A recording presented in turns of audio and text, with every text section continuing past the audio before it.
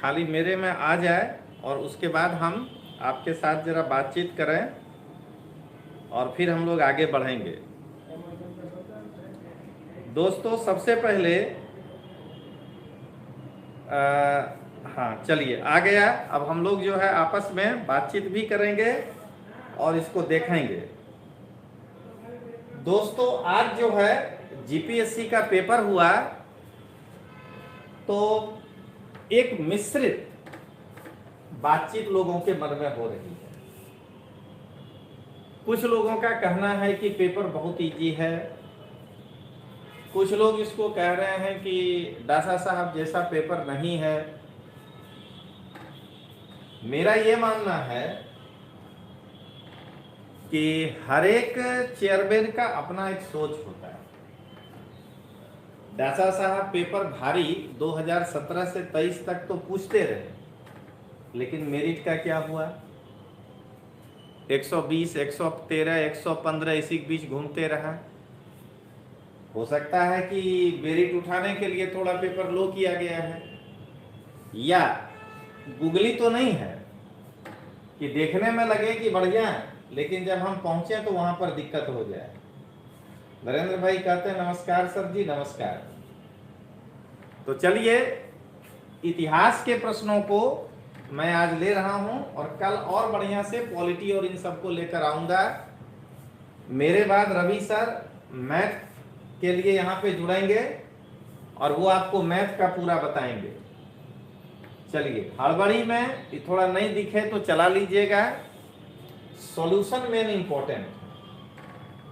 Question है कई नीति थी ब्रिटिशरों भारत में फ्रांस ना प्रभाव ने नाबूद करी। खालसा नीति, सहायकारी योजना,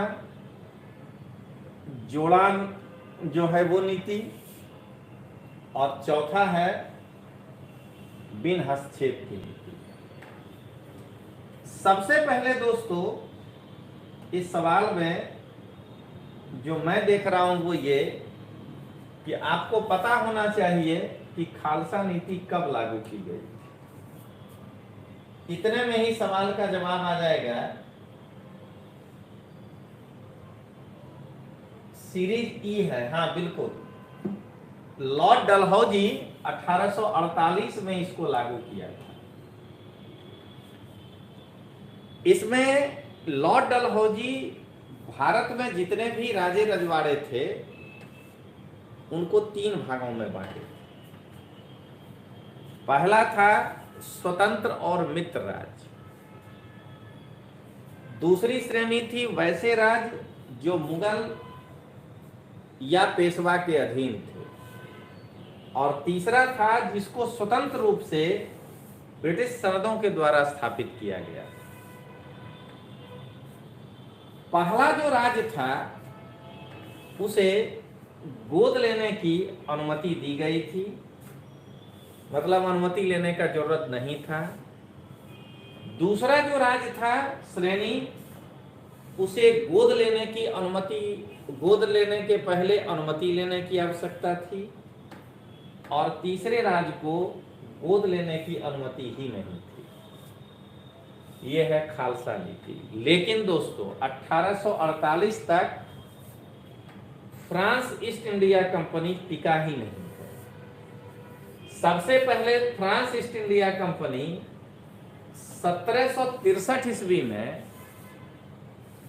जो तृतीय आंग्ल कर्नाटका युद्ध में हारा, वहां से पेरिस की संधि के द्वारा चंद्रनगर को छोड़कर, वो जो 3-4 छोटे छोटे जगह हैं, बाकी जगह से वो अपना कारोबार खींच लिया।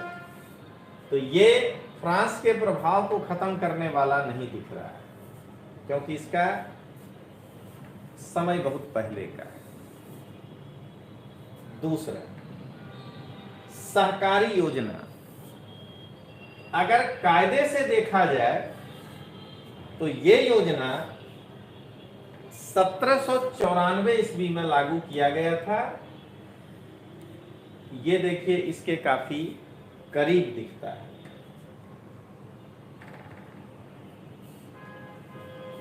पहली बार ये लागू किया गया, लेकिन इसको वेलेजली 1798 में बहुत लोकप्रिय बना दिया। वेलेजली जो है, संजय वाला प्रणाम सर जी प्रणाम। वेलेजली जो है भारतीय राजाओं को कहा कि भाई आप अब सेना रखकर क्या करिएगा, आप जो है अपनी पूरी विदेश नीति हमको सौंप दीजिए, आपके रक्षा का भार हम ले लेते हैं। बस भारतीय राजे अंग्रेज के साथ आकर के जुड़ गए। उसमें एक शर्त और वेलेजली रख दिया कि कंपनी का जो मित्र होगा वही आपका मित्र होगा। धवल चौहान नमस्ते sir, good evening good evening. और कंपनी का जो शत्रु होगा वो आपका शत्रु होगा। उसमें यह कह दिया गया कि किसी भी यूरोपियों को आप अपने दरबार में सेना में नहीं रखेंगे। बस यहीं से फ्रांस के प्रभाव को जो है ये नाबूद कर दिया। अब आइए, अगला है instrument of accession. Instrument of accession क्या है? ये 1935 में हमारे देसी रजवाड़ाओं के साथ एक संधि किया गया।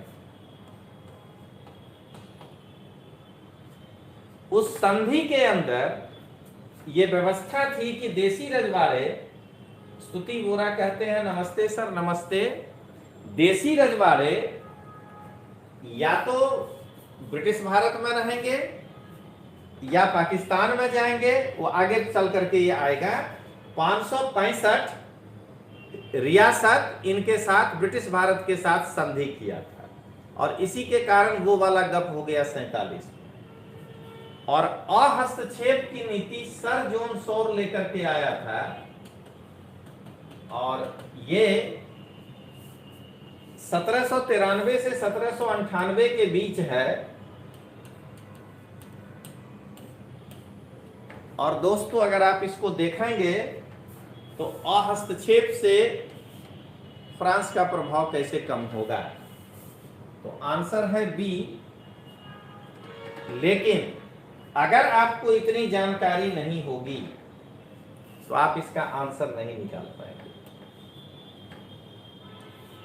अब आइए अगला सवाल।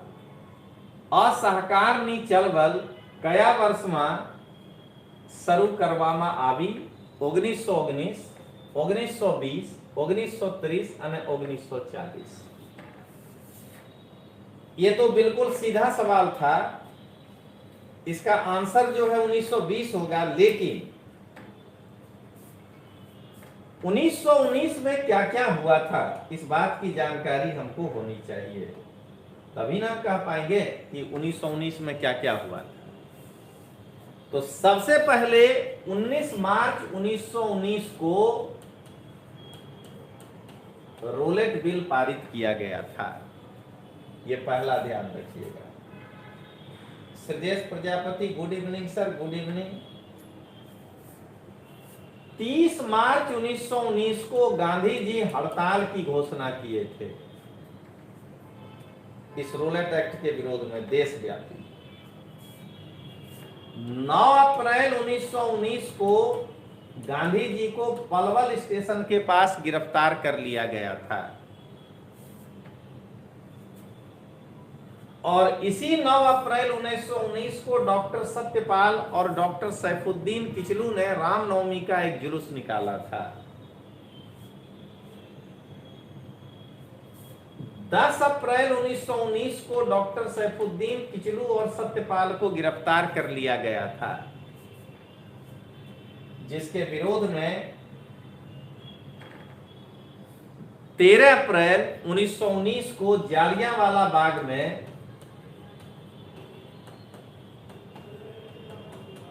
एक शांति सभा बुलाई गई थी, जहां जनरल डायर निहत्थे लोगों पे गोली चलाया। यह है 1919 की घटना। जरा देखें 1920 में क्या क्या हुआ था ये अपने को याद होना चाहिए। 1 अगस्त 1920 को गांधी जी ने असहयोग आंदोलन यानी असहकार आंदोलन की शुरुआत की, इसलिए आंसर है बी। सितंबर 1920 उन्होंने घोषणा की, फिर सुनिएगा, सितंबर 1920 में कलकत्ता अधिवेशन के दौरान, जिसके अध्यक्ष लाला लाजपत राय थे, कांग्रेस के विरोध के बावजूद अन्य सदस्यों के, यह प्रस्ताव पारित हो गया। 5 नवंबर 1920 को गांधी जी कांग्रेसियों को ये वादा करते हैं कि 1 साल के अंदर हम स्वराज ला देंगे, और 5 नवंबर 1920 को जो ये कहे, उसके एवज में दिसंबर 1920 के नागपुर अधिवेशन में सविनय अवज्ञा ये असहकार आंदोलन को स्वीकृति दिया गया। ये कहानी है 1920 की। अब आइए 1930 में क्या क्या हुआ। इसीलिए जब मैं क्लास में पढ़ाता हूं तो मैं बार बार लड़के को बोलता हूं कि बाबू डिटेल्स पढ़ के जाना।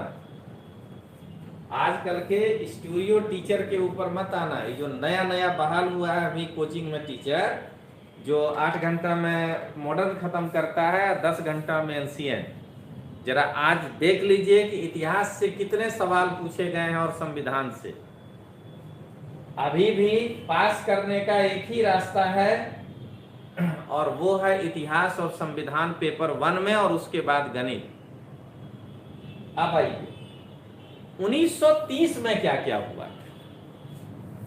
26 जनवरी 1930 को संपूर्ण देश में पूर्ण स्वाधीनता दिवस मनाया गया। फरवरी 1930 में साबरमती में हुए कांग्रेस के कार्यकारिणी की बैठक में सविनय अवज्ञा आंदोलन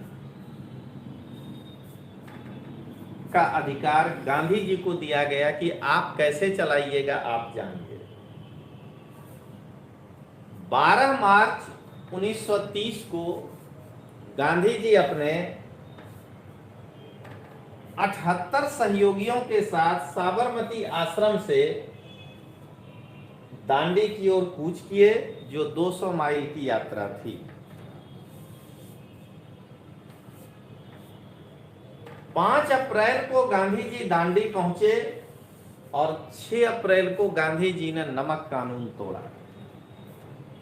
तो उनके यात्रा का मकसद देश को आजाद कराना।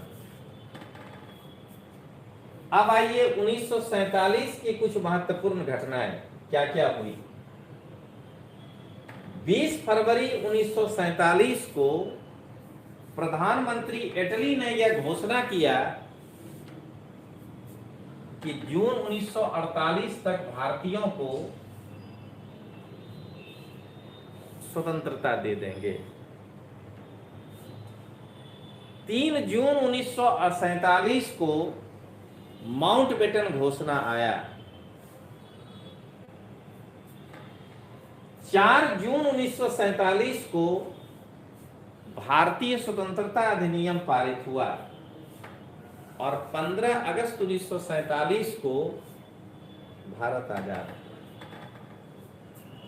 जरा देखिए, ABCD कराना हो तो 10 मिनट के लिए काफी है, सारा सवाल करा देना, लेकिन नॉलेज ये पेपर दोबारा गलती नहीं हो। आइए तीसरा सवाल देखते हैं। अभिनव भारत BD सावरकर। राहुल गांधी अपने पैदल यात्रा में सावरकर जी के ऊपर कुछ कहा था, जिसके कारण थोड़ा सा ये कंट्रोवर्सी हो गया। आपके लिए ये करंट अफेयर्स का सवाल हो गया। मैं बार बार क्लास में बताता हूं कि करंट अफेयर्स चुनने आना चाहिए, ज्यादा पढ़ने का जरूरत नहीं है। लड़का चुन नहीं पाता है और इसलिए जो है उसको दिक्कत होता है। अब आइए पहले खुदीराम बोस के बारे में संस्था से रिलेटेड चीज को जाने, क्योंकि अभिनव भारत का नाम आया। तो 3 दिसंबर 1889 को बंगाल के मेदिनीपुर जिले में खुदीराम बोस का जन्म हुआ। खुदीराम बोस अनुशीलन समिति में शामिल हुए थे, अभिनव भारत में नहीं थे। प्रफुल्ल चाकी के साथ मिलकर वे ब्रिटिश मजिस्ट्रेट डगलस किंग्सफोर्ड की हत्या का प्रयास किए, जिसके आरोप में 1908 में उन्हें फांसी दे दी गई। Divya Solanki, good evening sir, good evening. अब आइए बीडी सावरकर साहब, विनायक दामोदर सावरकर। ये अभी 4 दिन पहले के मॉडर्न इंडिया के क्लास में अहमदाबाद में पढ़ाए थे। 28 मई 1883 में महाराष्ट्र के नासिक जिले में इनका जन्म हुआ था। ये पूना के फर्ग्यूसन कॉलेज से स्नातक थे। 1904 ईस्वी में इन्होंने अभिनव भारत नामक संस्था की स्थापना की। हो गया बीडी सावरकर जी। अब आइए प्रफुल्ल चाकी। 10 दिसंबर 1888 ईस्वी में बांग्लादेश के बोगरा जिले में इनका जन्म हुआ था और ये युगांतर पार्टी में शामिल हुए। तो क्या देख रहे हैं? खुदीराम बोस अनुशीलन समिति, बीडी सावरकर अभिनव भारत, प्रफुल्ल चाकी युगांतर पार्टी, भगत सिंह। 29 सितंबर पकड़िएगा, 29 सितंबर 1907 में पंजाब के लायलपुर जिले में इनका जन्म हुआ। प्रारंभ में ये हिंदुस्तान सोशलिस्ट रिपब्लिकन एसोसिएशन, पहले तो ये हिंदुस्तान रिपब्लिक एसोसिएशन के सदस्य हुए, बाद में उसका नाम बदल करके हिंदुस्तान सोशलिस्ट रिपब्लिकन सोसाइटी की नाम कर दिया गया। उसका इन्होंने मेंबरशिप लिया था। तो ये था खुदीराम बोस जी और बीडी सावरकर। मिलाते जाइएगा कितना सही हुआ। सरदार वल्लभ भाई पटेले गांधी जी ना मार्गदर्शन हेठल करवेरा उघरवावा युद्ध बाबते खेडूतनो नेतृत्व कया स्थले करियो हतु। चिंता मत करिए, 2-4 सवाल के बाद फिर स्पीड से हम भी का बताने लगेंगे। A Champaran, B Ahmedabad, C Kheda, D Borsad. सबसे पहले चंपारण 1917 में हुआ था। Parth Gupta, good evening sir, good evening आपको भी। अहमदाबाद 1918 में मजदूरों के वेतन वृद्धि को लेकर हुआ था, जिसमें अनसुईया पटेल जो है भाग लेती हैं। चंपारण में सत्याग्रह का पहला प्रयोग था, उसमें राजेंद्र बाबू, श्री कृष्ण सिंह, महादेव देसाई, श्री कृष्ण सिंह और अनुग्रह नारायण सिंह भाग लिए थे। खेड़ा आंदोलन जो था वो फसल खराब होने के मुद्दे पर हुआ था, जिसमें मुख्य भूमिका विट्ठल भाई पटेल और गांधी जी का था। वल्लभ भाई पटेल की सहायक भूमिका थी। Jigar Chauhan, good evening sir, good evening. एकदम बढ़िया से मैं आज ही कह रहा हूं कि 2023 में फिर से जीपीएससी आ रहा है। हर बार एक ही मिस्टेक मत करिए, मैं आपको यही सलाह दे रहा हूं। हम लोग 16 तारीख से नया बैच एक ही सेंटर अहमदाबाद में शुरू कर रहा हूं। आपको इतिहास, भूगोल, संविधान और कम से कम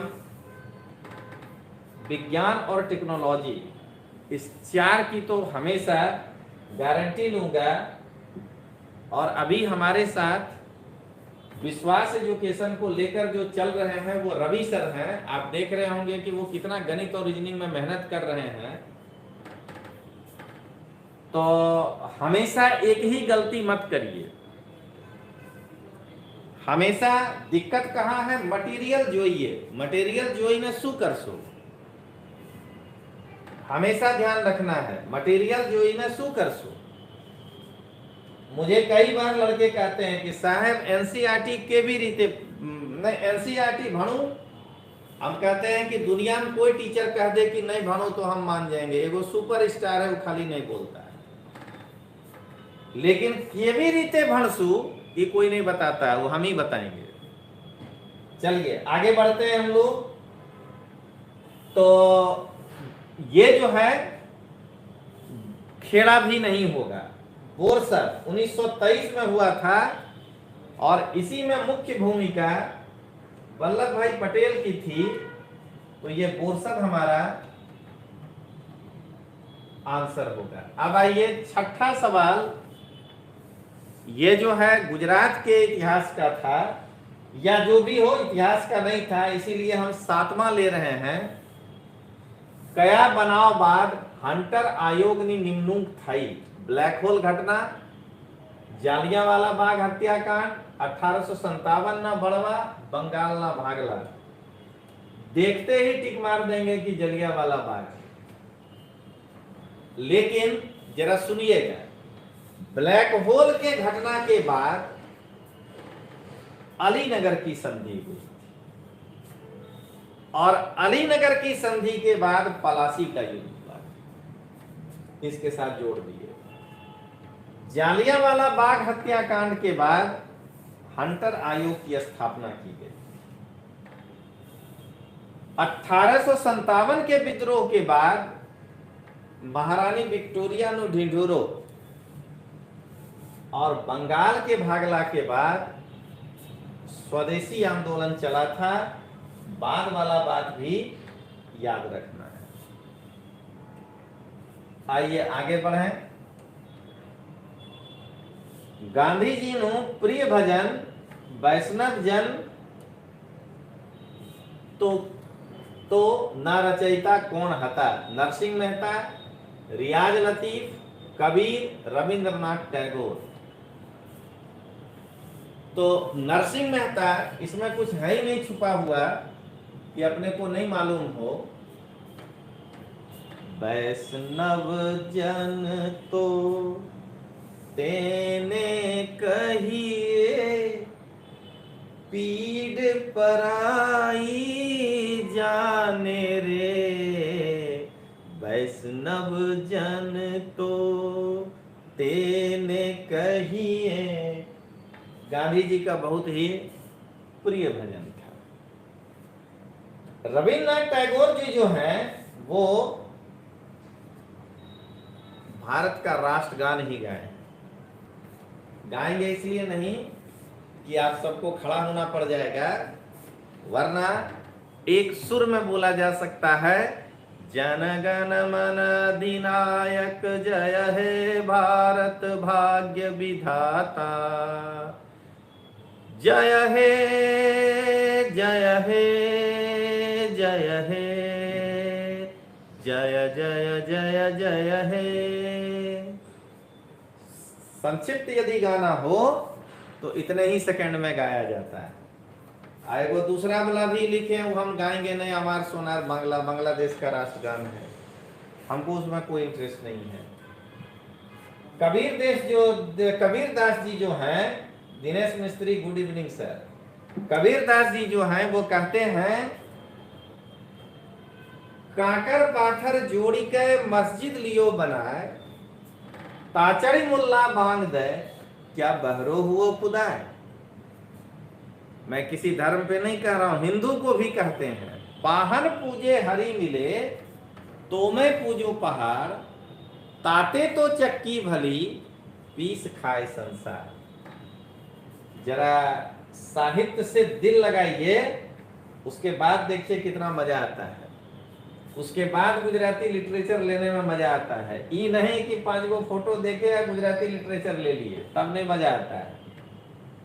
अब आइए, ब्रिटिश भारत नु भारत ने पाकिस्तान में विभाजन निरीक्षण करनार वायसराय नु नाम आप्યું। इसमें कोई शंका भी है क्या कि लॉर्ड माउंटबेटन नहीं होगा? लेकिन आपकी जानकारी के लिए मैं दे दूं, लॉर्ड वेवेल 1944 और 47 के बीच के हैं, जिनके समय में अंतरिम सरकार का गठन हुआ। लॉर्ड माउंटबेटन जो हैं वो 1947-48 है माउंटबेटन योजना के लिए।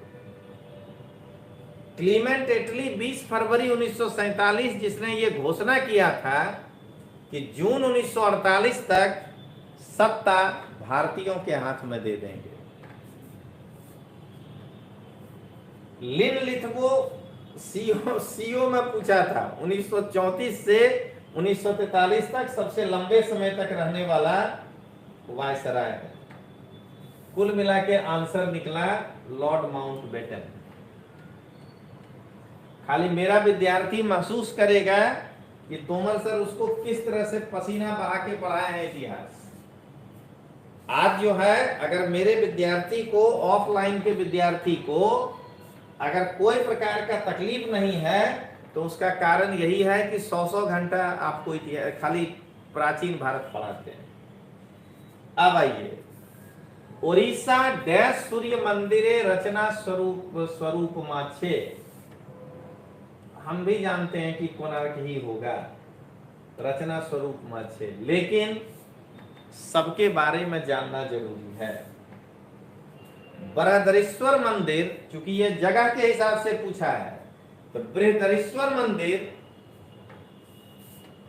तंजावुर तमिलनाडु में,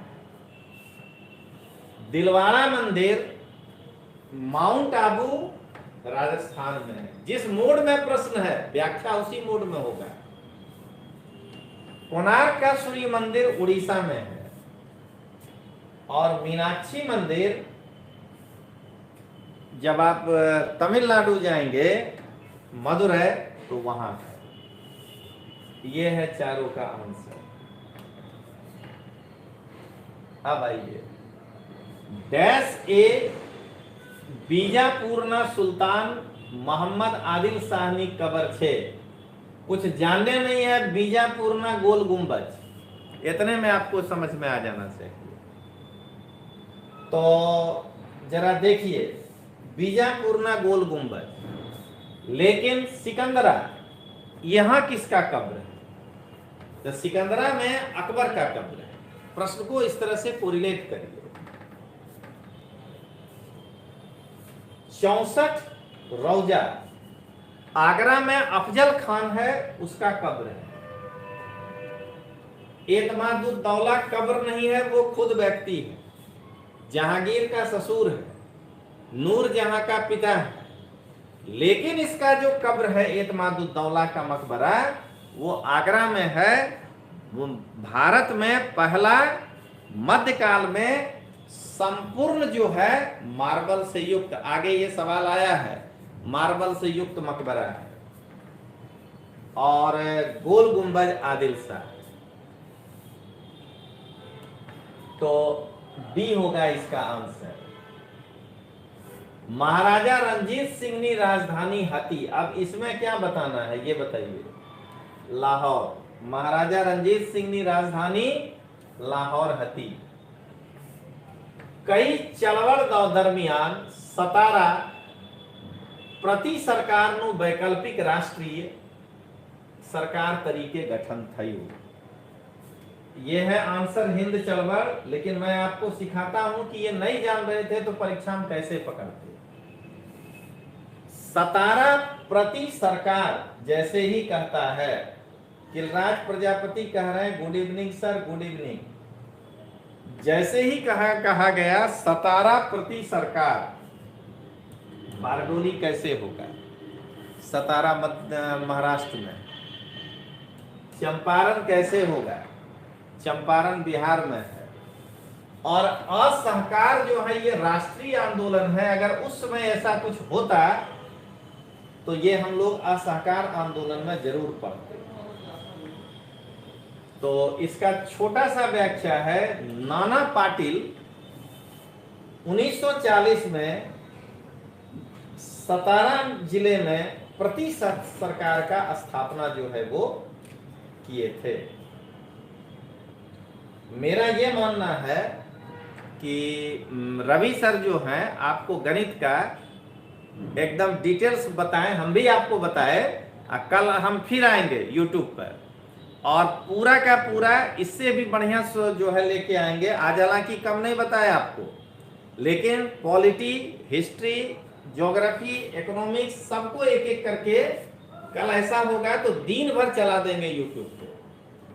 एक एक घंटे का ब्रेक रखेंगे, 1 घंटे का एक, फिर उसके बाद फिर एक। लेकिन आप लोग जाइएगा कहीं नहीं, रवि सर को मौका देते हैं क्योंकि रवि सर उत्साही हैं। वो एकदम मेरे पीछे पड़े, सर अब हमको दे ही दीजिए आप ये जो है। तो इसके लिए क्या कहते हैं, आप लोग गणित को देखिएगा और एंजॉय करिए और गणित कैसे बनेगा उसको देखिए। आइए रवि सर। तो अब मेरा यहाँ पे क्लास खत्म होता है। आपको बहुत बढ़िया से तोमर सर ने हिस्ट्री के जितने भी क्वेश्चन पूछे सब इनकी बुक में से जो इन्होंने लिखे हैं उन्हीं से पूछे गए हैं और आपको डिटेल में इनका सॉल्यूशन भी आपको बताया। तो इसी तरीके से विश्वास के साथ हम आगे भी इसी तरीके से काम करते रहेंगे और जितना हो सकेगा उतना आपके लिए कुछ ना कुछ नया लेके आएंगे। तो अब जैसे मैथ्स और जो रीजनिंग का पेपर है उसके सॉल्यूशन की बात करेंगे। तो देख लेते हैं क्या है।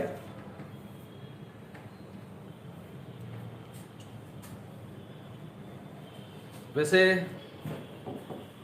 આજે જે ભાર હતું મેથ્સ અને રિઝનિંગનું એકદમ લેવલના ભારની વાત કરું તો એકદમ સરસ હતું, બરાબર। હા, પેપર ખરેખર પેપર જે હોય છે ને એ ખરેખર પૂછાયું છે। જે જે કેટલા લોકો જે છે જે ચલાવે છે ક્લાસમાં પણ બરાબર જે લેવલ હોય છે ને આજના લેવલમાં એ બધું પૂછાયું છે માય ફ્રેન્ડ। તો જો ખરેખર તમને બેઝિક કોન્સેપ્ટ ખબર હોય ગણિતના અને રિઝનિંગમાં તો તમે આ ક્વેશ્ચનને સોલ્વ કરી શકો છો, બરાબર। જોઈએ શું છે તો 2 મિનિટ આપો મને, હું ડાઉનલોડ કરી દઉં છું।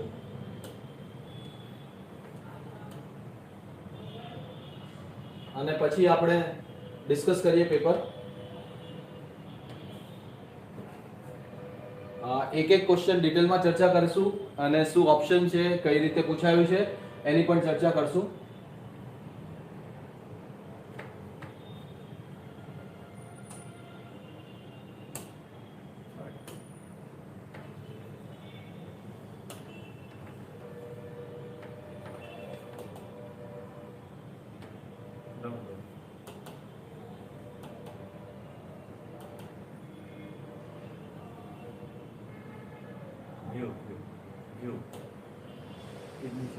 नीचे फुल स्क्रीन।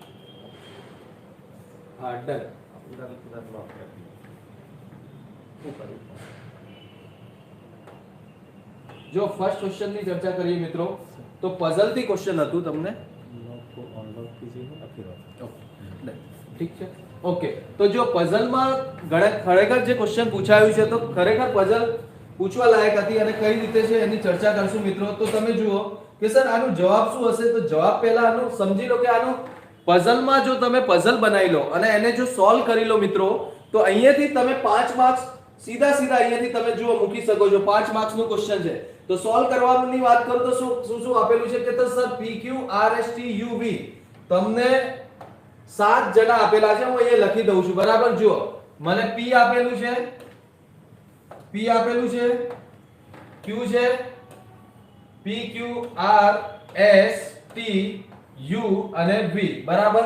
અને 7 અલગ અલગ વ્યક્તિઓ છે અને CT આપેલી છે। અહીંયા CT લઈ લઈએ માય ફ્રેન્ડ કે સર સિટી આપેલી છે અને ટ્રેવલ શેનાથી ટ્રેવલ કરે છે એની ચર્ચા કરી છે, બરાબર। તો જો પઝલ કઈ રીતે સોલ્વ કરશું ઓછા ટાઈમમાં, ફટાફટ કઈ રીતે સોલ્વ કરીએ તો વાંચીએ ફટાફટ કે સર બસ, ટ્રેન, વિમાન, સાયકલ, કાર, શિપ જે ક્રમાનુસાર હોય તે જરૂરી નથી। એસ એ કોલકાતા કે પટનામાં કામ નથી કરતો। મને એટલું તો ક્લિયર છે કે સર એસ ના તો કોલકાતામાં આવશે ના પટનામાં આવશે, ક્લિયર છો? આ ઇન્ફોર્મેશન ને નાની નાની ઇન્ફોર્મેશન ને લખી લેવાનું માય ફ્રેન્ડ. જે આપેલી હોય તમને ઇન્ફોર્મેશન એને લખી લો, જેનાથી શું થશે કે તમારા માટે ઈઝી રહેશે. બરાબર, આગળ ચર્ચા કરીએ. આગળ શું કીધું છે કે સર જે વ્યક્તિ ટ્રેનમાં મુસાફરી કરે છે તે ચંડીગઢમાં કામ કરે છે. મતલબ ટ્રેન વાળો ચંડીગઢમાં કામ કરશે. હું અહીંયા લખું છું કે ટ્રેનનું સંબંધ કોનાથી છે? તો સર ટ્રેન ચંડીગઢમાં કામ કરે છે. બરાબર, ટ્રેન અને ચંડીગઢ. ક્લિયર? આગળ વાંચીએ. અત્યાર સુધી મને યુઝફુલ ઇન્ફોર્મેશન નથી મળી, જો અહીંયા સેટ કરી શકું છું. આગળ શું કીધું છે કે સર પી લખનઉમાં કામ કરે છે. મને એક્ઝેક્ટલી આપી દીધી છે કે પી ક્યાં કામ કરશે? તો સર લખનઉ. ક્લિયર? જો પી ની મને વ્યવસ્થા આપી છે કે સર લખનઉમાં કરે છે.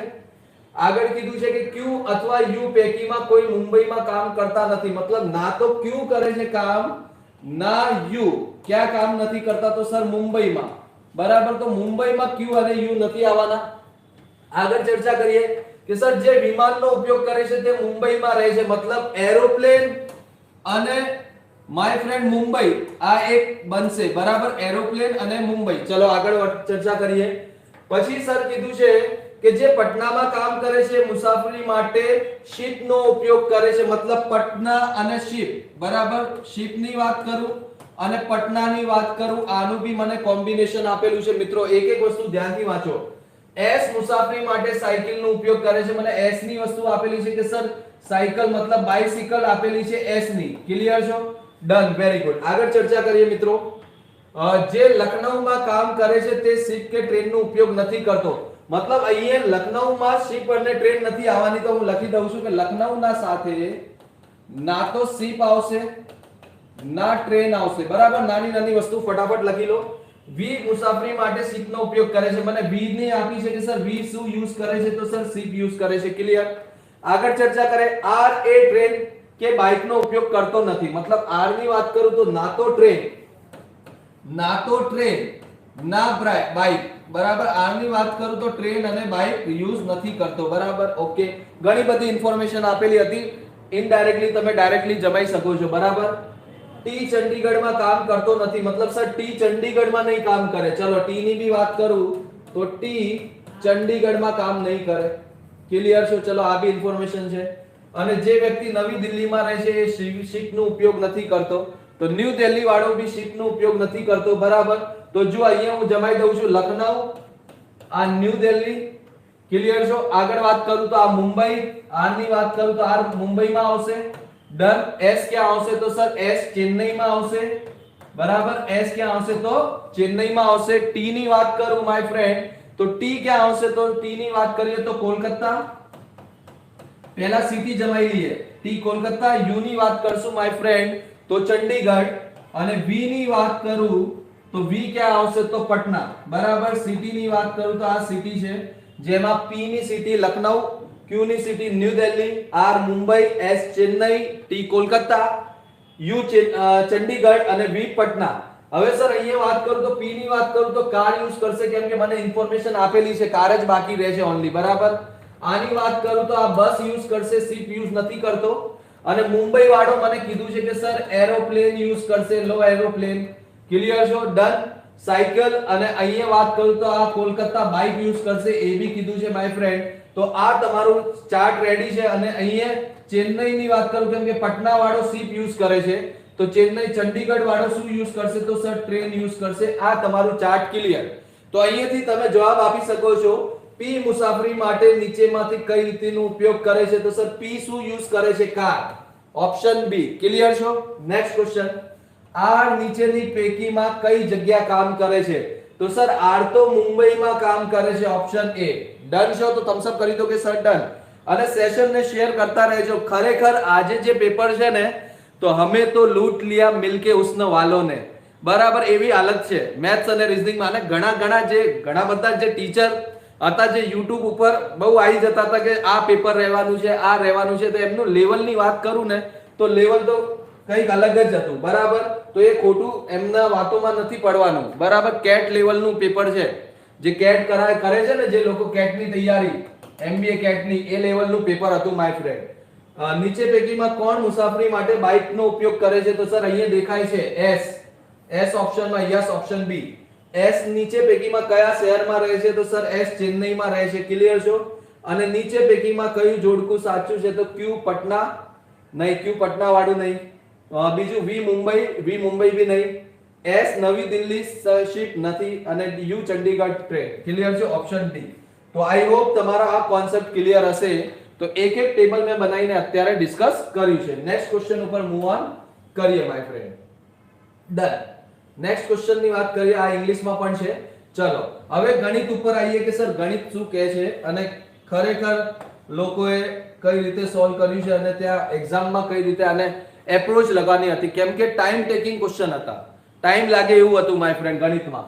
જો એક વ્યક્તિ 32,445 ચક્રવૃદ્ધિ વ્યાજના ઉછીના લે છે અને આ ક્વેશ્ચન જ્યારે મેં મેરેથોન ચલાવી હતી ને માય ફ્રેન્ડ, તો મેં ઇન્સ્ટોલમેન્ટ વાળા ક્વેશ્ચન કરાયા હતા. તમને સ્ક્રીનશોટ લઈને આવી શકું છું. અહીંયા એઝ ઇટ ઇઝ ક્વેશ્ચન છે, તમે મેરેથોન જોઈ શકો છો. અહીંયા મેં ઇન્સ્ટોલમેન્ટ વાળા ક્વેશ્ચન કરાયા છે કે સર 32,445 ચક્રવૃદ્ધિ વ્યાજ ઉછીને લે છે અને 3 સરખા અર્ધવાર્ષિક હપ્તાઓમાં પરત કરે છે. બરાબર, 3 હપ્તાઓ અર્ધવાર્ષિક છે.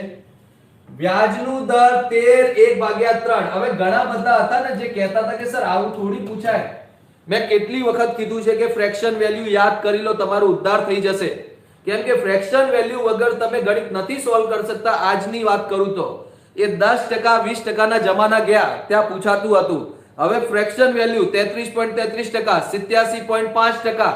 તમને યાદ હોવી જોઈએ, મોઢે હોવું જોઈએ કે સર આની ફ્રેક્શન વેલ્યુ તો 13 ને 1/40/3 અને પરસેન્ટેજ હટાવશું તો 100.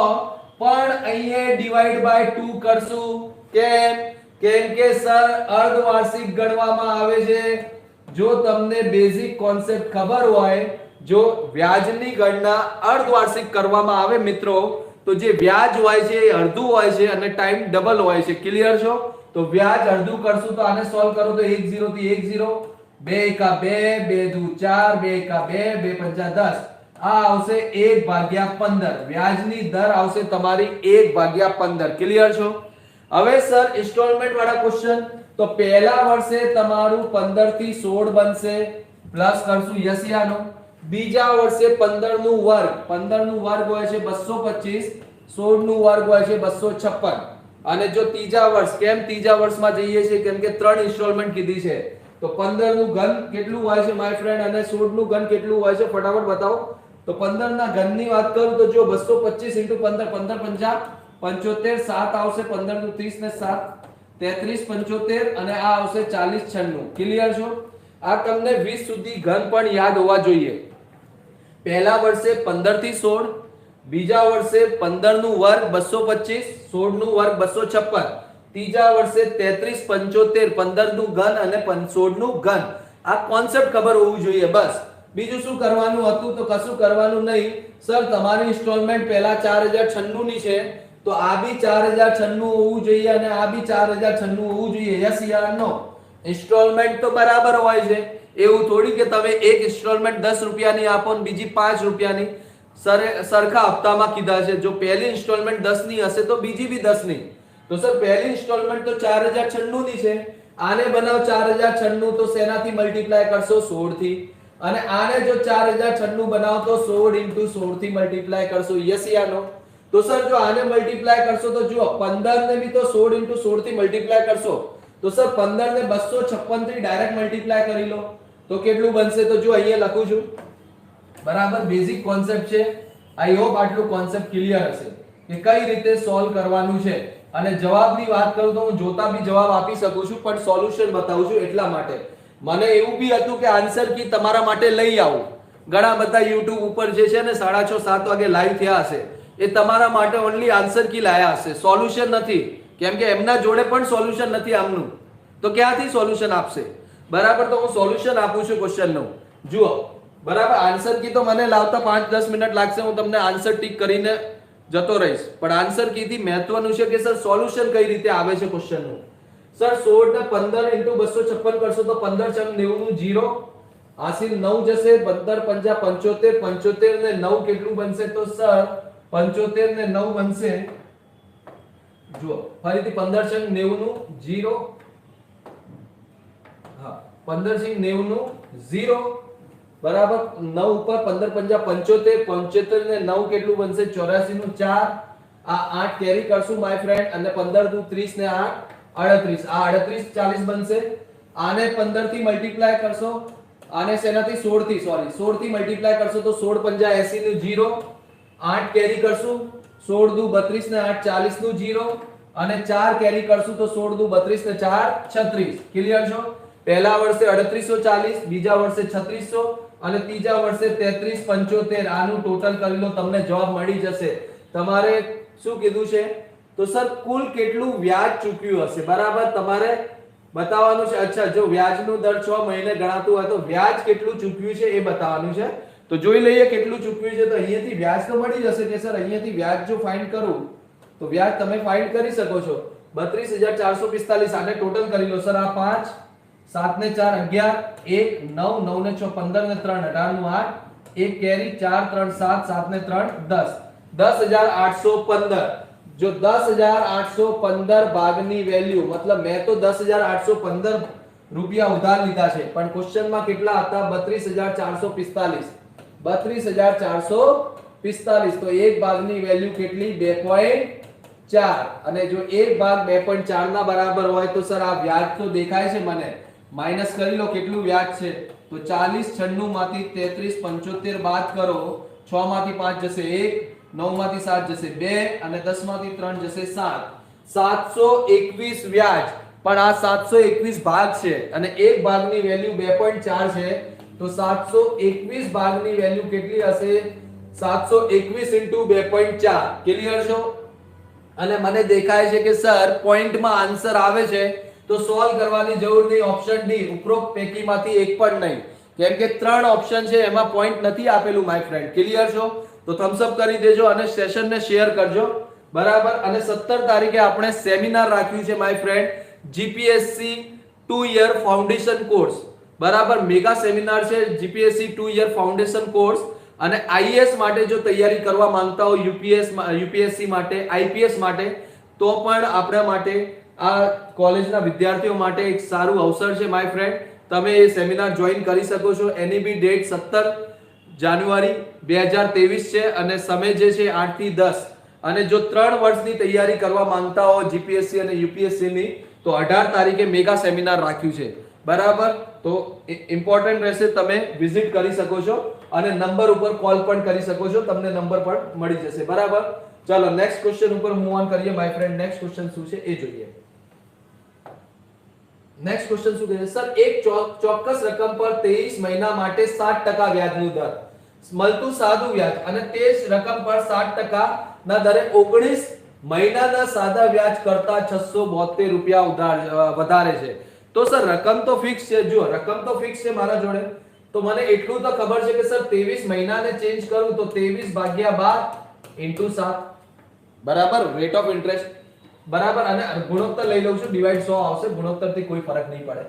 અને સર જે 19 મહિનાની વાત કરું તો 19 ભાગ્યા 12 into 7 upon માં 100.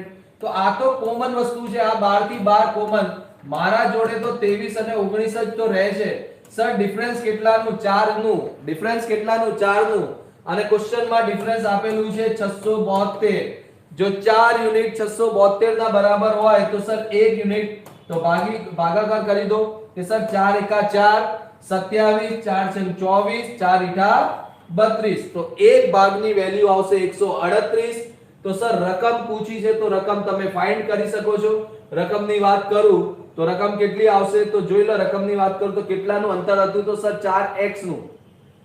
આ મેં એક ભાગની વેલ્યુ ફાઇન્ડ કરી લીધી. હવે અહીંયાથી રકમ આવશે તો સર 168 દેખાય છે, બરાબર. સિમ્પલ છે. 168 નું મલ્ટીપલ એક જ દેખાય છે 28800. સોલ્વ બી નહીં કરવાની જરૂર, એક જ ઓપ્શન દેખાય છે 28800. 168 નું મલ્ટીપલ, બરાબર. આ જુઓ 4 થી કેન્સલ થશે તો ક્લિયર વસ્તુ દેખાય છે. અહીંયા સોલ્વ કરવાની જરૂર નથી માય ફ્રેન્ડ, તમે અહીંયા ડાયરેક્ટલી સોલ્વ કરી શકો છો. નેક્સ્ટ ક્વેશ્ચન ઉપર મૂવ ઓન કરીએ. x y z વચ્ચે 170 રૂપિયા 1/2 ગુણોત્તર 1/3 ગુણોત્તર 1/4 ના ગુણોત્તરમાં વેચવામાં આવે છે.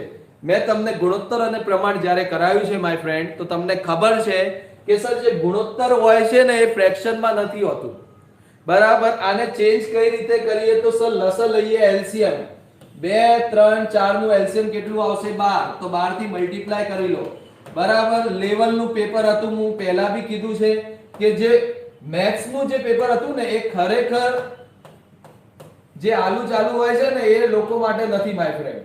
જેને ખરેખર મેથ્સ ની સમજ છે અને જે ખરેખર મેથ્સ નો ટીચર હશે ને એ જ પેપરને આજ સોલ્વ કરી શકે છે. એ પણ પોતે બેસે ને તો બી ગોતા ખાશે, બરાબર. ભલે એ 7 વર્ષથી 8 વર્ષથી ભણાવતો હોય પણ આ લેવલનું નથી ભણાવ્યું એને ભણાવ્યું છે 2 અને 2 4 જ હોય છે, બરાબર. 10% અને 20% સુધી જે સીમિત હોય છે એ છોકરાઓને અપગ્રેડ નથી કરતા. કેમ કે પોતે અપગ્રેડ હોય તો છોકરાઓને અપગ્રેડ કરશે ને, સમજો તમે, બરાબર. મને ગુસ્સો એટલા માટે આવે છે કેમ કે જો આપ પૂરામાંથી પૂરા માર્ક્સ મેળવી શકો છો પણ તમને એ લેવલનું ભણતર નથી મળતું. તમે દોડો છો બીજી દિશામાં, જે દિશામાં દોડવાથી કોઈ મતલબ નથી. સારું લાગવા માટે નથી ભણવું માય ફ્રેન્ડ, આપણે સિલેક્શન લેવાનું છે, બરાબર. હું 2 અને 2 તો 4 હું બી બતાવી શકું છું, 10% અને 20% તો હું બી લખી શકું છું, પણ એક્ઝામમાં નહીં લખીએ 10% 20%, બરાબર. તમારા ફ્યુચરની વાત છે. તો અહીંયાથી સોલ્વ કરો, 6% 4 અને 8 3 વખત. તો સર ગુણોત્તર મને 6:4:3 માં વેચવાનું હતો, સમજો, પણ મેં ભૂલથી કયા ગુણોત્તરમાં વેચ્યું છે તો સર 2:3:4. કોમન સેન્સ લગાવો કે સર મારા જોડે રૂપિયા કેટલા હતા તો જુઓ, 6 રૂપિયા મેં x ને આપ્યા, y ને 4 રૂપિયા આપ્યા અને z ને 3 રૂપિયા આપ્યા, તો મારા જોડે તો 13 જ રૂપિયા છે. યસ યા નો? ભલે ભૂલથી વેચ્યું પણ 13 જ રૂપિયા વેચવાના છે, કોઈ બીજા તો લઈને આપવાના નથી મને. તો મને 6 રૂપિયા x ને આપવાના હતા, 4 રૂપિયા y ને આપવાના હતા અને z ને કેટલા તો 3 રૂપિયા. તો ટોટલ સર 13 રૂપિયા હતા. અને અહીંયા ટોટલ કરું ને તો અહીંયા કેટલું થાય છે તો સર 2 ને 3 5 ને 4 9.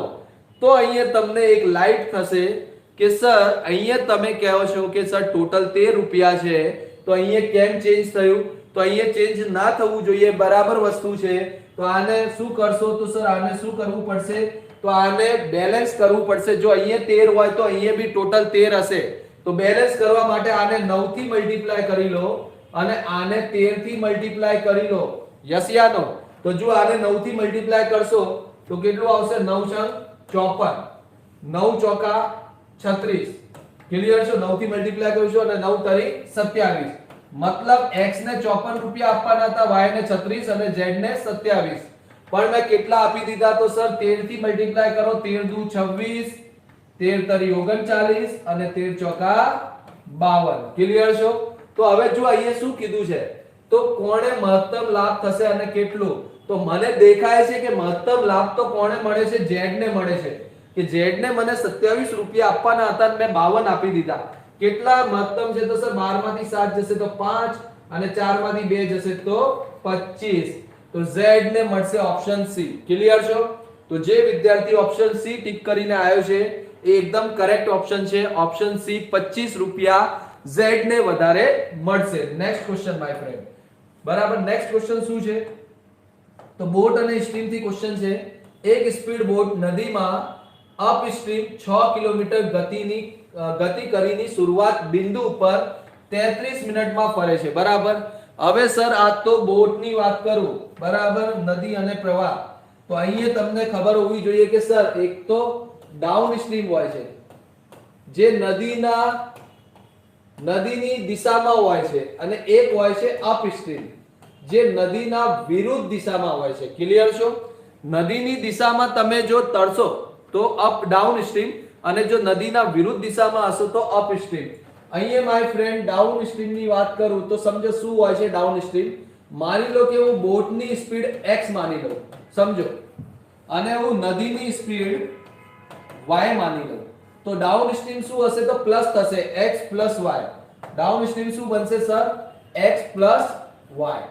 અને જો અપ સ્ટ્રીમ હશે તો સર માઈનસ થશે, તો અપ સ્ટ્રીમ શું બનશે?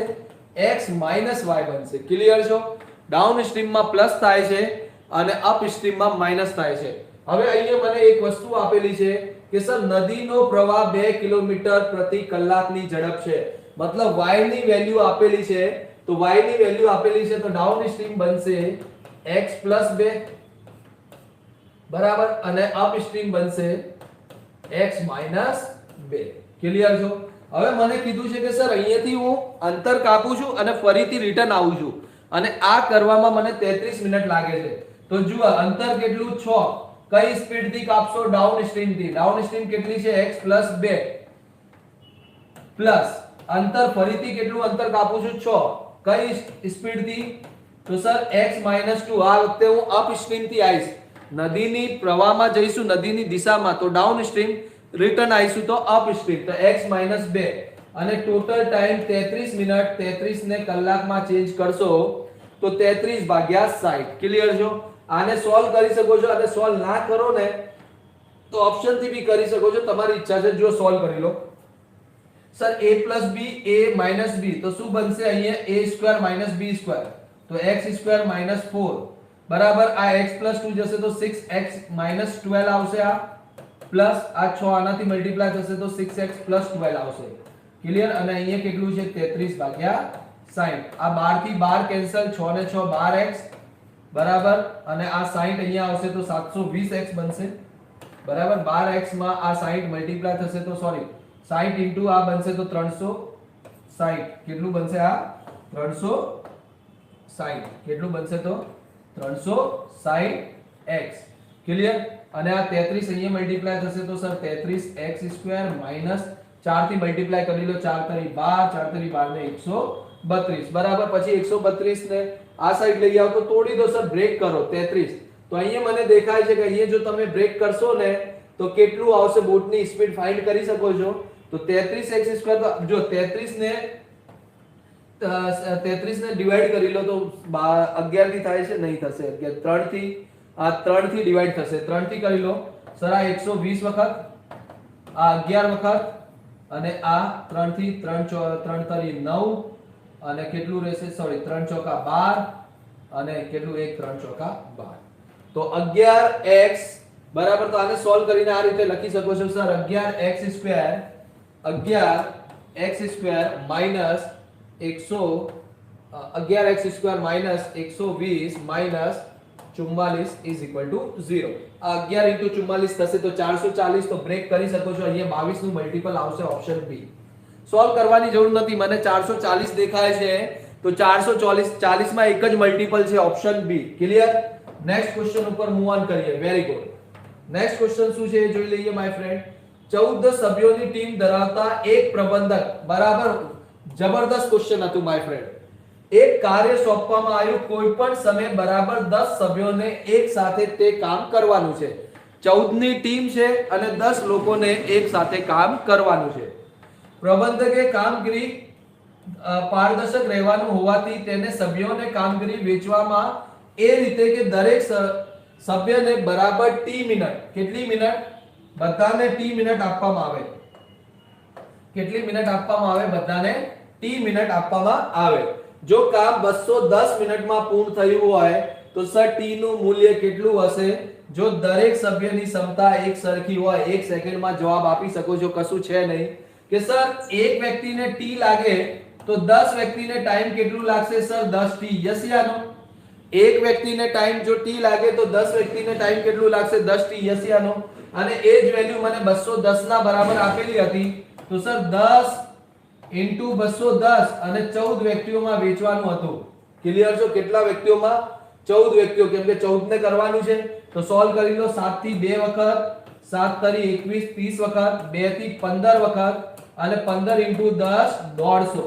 તો જવાબ શું આવશે my friend? Option C. 150 minute લાગશે. ક્લિયર છો? જો 10 વ્યક્તિઓ કામ કરે તો કેટલું થશે? તો સર 210 * 10. ટી મિનિટની વેલ્યુ 210 છે. એક વ્યક્તિને 210 મિનિટ લાગે તો 10 વ્યક્તિઓને 210 * 10 લાગશે. પણ આ મને 14 વ્યક્તિઓથી કરાવવાનું હતું તો કેટલું ટાઈમ થશે? 150 minute. Next question. Very good. સેશનને શેર કરતા રહેજો માય ફ્રેન્ડ. જેટલા લોકો છે સેશનને શેર કરો. આ સિરીઝ પૂછી છે તમને ખોટો અંક. તો જો અહીંયા અંતર કેટલાનું? તો સર આ અંતર 144 નું. આ અંતર કેટલાનું? તો આ અંતર 100 નું દેખાય છે મને. આ અંતર કેટલાનું? તો આ 64 નું. અને આ અંતર કેટલાનું દેખાય છે? તો 41 નું. તો મને અહીંયા પ્રોબ્લેમ છે સર. કેમ? કેમ કે મને ખબર છે કે 144 12 નું અંતર હોય, 12 નું વર્ગ હોય છે. 100 10 નું વર્ગ હોય છે, આ બી બરાબર છે, આ બી બરાબર છે, અને 64 8 નું વર્ગ હોય છે. જુઓ આ બંનેનું વર્ગ આવશે તો 12 નું વર્ગ 144, આ બંનેનું વર્ગ આવશે તો 100, આ બંનેનું વર્ગ આવશે તો 64. પણ સર 440 નહીં આવે તો રોંગ શું છે? તો ઓપ્શનમાં આવશે 440. ક્લિયર છો? શું જવાબ આવશે? 440. 440 ખોટું છે. તો સ્ક્વેરમાં સિરીઝ ચાલે છે. મેં 50 વખત કીધું છે કે વર્ગ, ઘન, ઘડિયા આ બધી વસ્તુ યાદ રાખવાની છે જો ઝડપથી સોલ્વ કરવાનું હોય. બરાબર. બેચમાં તમે જોઈન કરી શકો છો. સ્પેશિયલ મેથ્સ નું પણ બેચ છે, તમે એ પણ જોઈન કરી શકો છો માય ફ્રેન્ડ. ચલો, અને 17 તારીખ યાદ રાખજો માય ફ્રેન્ડ. 17 તારીખે એક મેગા સેમિનાર આપણે કરીએ છીએ. જીપીએસસી 2 યર ફાઉન્ડેશન અને IAS 2 year foundation. GPSC 2 year foundation અને IAS 2 year foundation with NCERT my friend. બરાબર. તો આ તમે જોઈન કરી શકો છો. Next question. એક પોલા લોખંડના પાઇપની લંબાઈ 21 સેન્ટીમીટર, લંબાઈ આપેલી છે 21 સેન્ટીમીટર. બરાબર. અને તેના બાહ્ય વ્યાસની ડાયામીટર 8 સેન્ટીમીટર. તો ત્રિજ્યા 4 સેન્ટીમીટર લઈ લઉં. મને તો ત્રિજ્યાથી મતલબ છે, ડાયામીટરથી શું મતલબ છે? જો લોખંડનું વજન 8 ગ્રામ પ્રતિ શું હોય સેન્ટીમીટર ઘનની વાત કરી છે, ક્યુબ છે, તો અને પાઇપનું વજન 3.69 અને પાઇપનું વજન બી આપેલું છે 3.69 કિલોગ્રામ. તો ત્રિજ્યા, ઇન્ટરનલ ત્રિજ્યા શું હશે? તો આનું એક બેઝિક ફોર્મ્યુલા હોય છે કે સર જો સિલિન્ડરની વાત કરું તો સિલિન્ડરનું જે વોલ્યુમ હોય છે, જે ઘનફળ હોય છે, એ હોય છે પાઈ આર સ્ક્વેર h. હવે બે હશે, જો આ રીતે હશે, એક આ હશે ને એક આ રીતે હશે. લોખંડની વાત કરું, એ કીધું છે પોલાની વાત કરી છે, તો પોલો આ રીતે હશે. એક ઇન્ટરનલ રેડિયસ હશે અને એક બાહ્ય રેડિયસ હશે. તમને ઇન્ટરનલ રેડિયસ પૂછી છે, તો ઇન્ટરનલ રેડિયસ ને અને બાહ્ય રેડિયસ ને હું કેપિટલ R થી અને આને સ્મોલ r થી ડિનોટ કરી શકું છું ઇન્ટુ h. ક્લિયર છો? આ મારા જોડે ફોર્મ્યુલા હોય છે માય ફ્રેન્ડ. હવે r તો મને 4 આપેલું છે. જો સમજો આ 4 નું વર્ગ 16 હશે. હવે જો હું ઓપ્શન થી અહીંયા જો r ની જગ્યા ઓપ્શન થી પુટ કરું ને તો બી આન્સર આવી જશે કે સર ઓપ્શન કેટલું છે? તો ઓપ્શન 3 પહેલા દેખીને જોઈએ કે સર 3 થી આવે છે કે નહીં. તો 3 નું વર્ગ 9 ઇન્ટુ 21. બરાબર. આને સોલ્વ કરશો તો 16 માંથી 9 જશે, કેમ કે 4 નું વર્ગ 16, 3 નું વર્ગ તો 21, 16 માંથી 9 જશે તો સર 7 અને 7 ઇન્ટુ 21 5. ક્લિયર છો? આ મારું ટોટલ શું આવશે? ઘનફળ આવશે. અને મને આ બી આપેલું છે માય ફ્રેન્ડ 8 ગ્રામ પર સેન્ટીમીટર ક્યુબ. પાઇપનું વજન આપેલું છે, તો હું મલ્ટીપ્લાય કરીને 10,000 થી ડિવાઈડ કરી દઈશ તો આન્સર શું આવશે? 3.696 કિલોગ્રામ. ક્લિયર છો? તો આ ક્વેશ્ચન નો જવાબ શું આવશે? 3 સેન્ટીમીટર. બેઝિક ક્વેશ્ચન હતું. નેક્સ્ટ ક્વેશ્ચન માય ફ્રેન્ડ, તમે આ રીતે બી ક્વેશ્ચન સોલ્વ કરી શકો છો. 8 અને 24 ની વચ્ચે અયુગ્મ સંખ્યાઓ મતલબ ઓડ નંબર ના મધ્યક અને મધ્યસ્થ વચ્ચેનું તફાવત કેટલું હશે? તો સર 8 ના પછી કયું આવશે? તો 9 આવશે, 11 આવશે, 13 આવશે, 15 આવશે, 17 આવશે, 19 આવશે, 21 આવશે અને 23 આવશે. આ તો ઓડ સંખ્યા હોય છે, એકી સંખ્યા. યસ યા નો? તો હવે મેં તમને આનું મધ્યક પણ ફાઇન્ડ કરતા શીખવાડ્યું છે અને મધ્યસ્થ પણ ફાઇન્ડ કરતા શીખવાડ્યું છે. મધ્યક શું હોય છે? તો સર મધ્યક મિડલ નું નંબર હોય છે. તો 1 2 3 4 5 6 7 8. તો 8 નું મિડલ કેટલું છે સર? આ 15 ને 15 4 4 માં ડિવાઈડ કરી લો અને 15 ને 17 ના વચ્ચેનું નંબર શું આવશે? 16. તો મારા જોડે મધ્યક કેટલું આવ્યું? તો સર મધ્યક આવ્યું છે 16. હવે મધ્યસ્થ ફાઇન્ડ કરવાનું છે. શું ફાઇન્ડ કરવાનું છે? મધ્યસ્થ ફાઇન્ડ કરવાનું છે. સર મધ્યસ્થ કઈ રીતે ફાઇન્ડ કરીએ છીએ? તો મધ્યસ્થ હોય છે જેટલા n આપેલા છે, જો n બેકી સંખ્યામાં હોય ઇવન માં, તો એને ડિવાઈડ બાય 2 કરી લો. કેમ કે 8 ને ડિવાઈડ બાય 2 કરશો તો 4. તો આ ચોથું પદ પ્લસ પાંચમું પદ અને ડિવાઈડ બાય 2. તો ચોથું પદ શું દેખાય છે? 15 અને પાંચમું પદ દેખાય છે 17. 15 ને 17 32, 32 નું અડધું 16. તો આ બી આવશે 16. મતલબ મધ્યક અને મધ્યસ્થ બંને 16 આવશે. બંનેના વચ્ચેનું તફાવત 0 હોવું જોઈએ. ક્વેશ્ચનમાં શું કીધું છે? તો તફાવત કેટલું હશે માય ફ્રેન્ડ? તો જો હવે આમાં ઓપ્શન પ્રમાણે જાઓ તો 0 ઓપ્શન હોવું જોઈએ, પણ 0 નથી. પણ ઓપ્શન એક છે કે બંને સમાન થશે. Option A. ક્લિયર છો? ઓપ્શન એ બંને સમાન થશે, કેમ કે મધ્યક બી 16 આવે છે અને મધ્યસ્થ પણ 16 આવે છે. નેક્સ્ટ ક્વેશ્ચન ઉપર મૂવ ઓન કરીએ માય ફ્રેન્ડ. ડન. હવે નેક્સ્ટ ક્વેશ્ચન શું છે એ જોઈ લઈએ માય ફ્રેન્ડ, એની ચર્ચા કરીએ. હા, done, very good. Next question ની વાત કરીએ. ક્વેશ્ચન વાંચી લઈએ. સર 7 સેન્ટીમીટર ત્રિજ્યા અને 30 સેન્ટીમીટર ઊંચાઈના નળાકારે. હવે આ ક્વેશ્ચન ઘણા બધા લોકોએ વિચાર્યું હશે કે સર આને સોલ્વ કઈ રીતે કરીએ, અને સ્કીપ કરીને આયા હશે, મને ખબર છે. આનો કોન્સેપ્ટ સમજો. 7 સેન્ટીમીટર ત્રિજ્યા આપેલી છે, રેડિયસ, અને હાઈટ આપેલી છે 30 સેન્ટીમીટર. હવે મને એક ફેન્સ આપેલું છે 76 * 46 * 45. આ બોક્સમાં મને મૂકવાનું છે, તો મહત્તમ કીધું છે ને કે સર મહત્તમ કેટલી સંખ્યા ફેન્સ કરીને મુકાઈ શકે. પહેલી તો વાત કરું તો 7 નું ડબલ કરી દો, કેમ કે બોક્સ આ લાંબુ હશે તો 7 ની રેડિયસ ને શું કરશો સર, ડાયામીટર 14. તો 14 ના ડાયામીટર થી મૂકવામાં આવશે તો કેટલું આવશે, પહેલી રો માં મૂકશો તો 76/14. પહેલી કેટલી લંબાઈ છે 76, અને અહીંયા કેટલી લંબાઈ થશે 14, તો 76/14 કરો તો સર 14 × 50 70, કેમ કે 5 જ તો મૂકી શકો, પછી તો પોઈન્ટ માં આવે છે તો પોઈન્ટ ને થોડી અડધી કરીને મૂકશો. 5 મૂકી શકો છો. કેટલી મૂકી શકો છો, મેક્સિમમ 5. ક્લિયર. પછી સર 46 છે તો 46 ને બી 14 થી ડિવાઈડ કરી લો સર, 14 × 42. ક્લિયર છો. તો 3 આ રીતે મૂકશો. ટોટલ કેટલી મૂકશો તો સર 5 × 3 15. 15 તો અહીંયાથી મૂકશો તમે. યસિયાનો એક બોક્સમાં મને મૂકવાની હોય તો 15 ટોટલ આવશે. હવે સર આની વાત કરું તો આ ઊંચાઈને બી તો કવર કરવું પડશે. 30 સેન્ટીમીટર છે તો 76 છે બરાબર, અને 46 છે તો સર અહીંયા કેટલું આવશે, તો જો 46 ની વાત કરું તો 46 ને આપણે શેનાથી ડિવાઈડ કરશો, તો સર 7 અને 30 આપેલું છે ને, હા, અને આ 7 નું ડબલ થશે 14, તો આ 14 કરી લો, અને આને જો ડિવાઈડ થશે ને આ 30 થી ડિવાઈડ થશે માય ફ્રેન્ડ. ક્લિયર. આની લંબાઈ કેટલી હશે તો 30 સેન્ટીમીટર.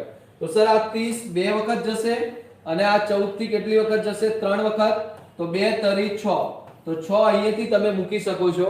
તો ટોટલ કેટલી મૂકી શકો છો, તો સર ટોટલ ની વાત કરું તો 15 + 6 ટોટલ તમે 21 પેટીમાં મૂકી શકો છો. Option C. ક્લિયર. તો આઈ હોપ તમારું આ કોન્સેપ્ટ ક્લિયર હશે. ડન. Next question. જો બે વર્તુળના કેન્દ્ર સમાન હોય અને તેમની ત્રિજ્યા અનુક્રમે 2 અને 5 સેન્ટીમીટર હોય, તો કેન્દ્ર સમાન હોય આનો મતલબ શું છે કે સર આ બંનેના કેન્દ્ર સમાન છે. એકની રેડિયસ 2 સેન્ટીમીટર છે અને એકની રેડિયસ આ મને 5 સેન્ટીમીટર આપેલી છે.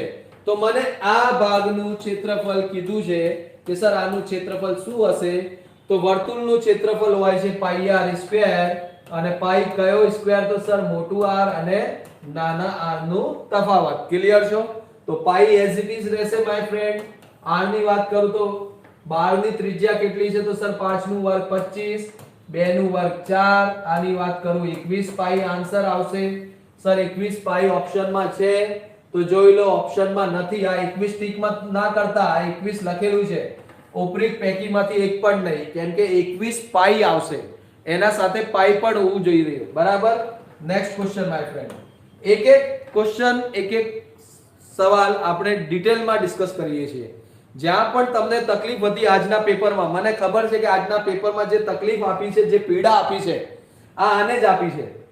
બરાબર. તુમકો ભૂલ નહીં પાએગે, આ જ વસ્તુ છે. બરાબર. જે સિલેક્શન અને જે સિલેક્શન ના થવાના જે ચાન્સીસ હશે એ આના લીધે થશે. બરાબર. તો મને ખબર છે એટલા માટે ડિટેલમાં સોલ્યુશન કરાવું છું. Next question my friend. m પૂર્વ ભિમુખ ઊભો છે, મતલબ m ની વાત કરું તો એનું ફેસ ક્યાં છે, તો સર m નું ફેસ ઈસ્ટમાં છે, પૂર્વ દિશામાં. જે પોતાની જમણી તરફ 20 મીટર ચાલે છે. હવે 20 મીટર ચાલશે તો આ 20 મીટર લઈ લો.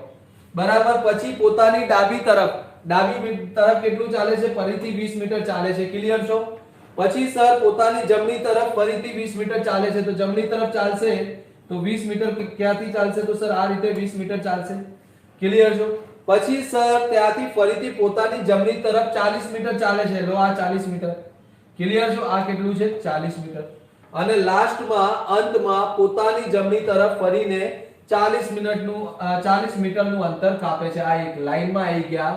તો કીધું છે કે તે મૂળ જગ્યાથી કઈ દિશામાં છે, તો આ કઈ દિશા હોય છે, તો સર આ પશ્ચિમ દિશા હોય છે, જેને આપણે કહીએ વેસ્ટ. શું કહીએ, વેસ્ટ. તો આન્સર શું આવશે? Option C. ડન છે તો થમ્સ અપ કરી દો કે સર ડન. અમુક ક્વેશ્ચન તો આ જ રીતે સોલ્વ કરવાનું છે તમારે, ટાઈમ ઓછું હોય છે. બરાબર. Next question. હા ક્લિયર. ડન છે, થમ્સ અપ કરી દો કે સર ડન.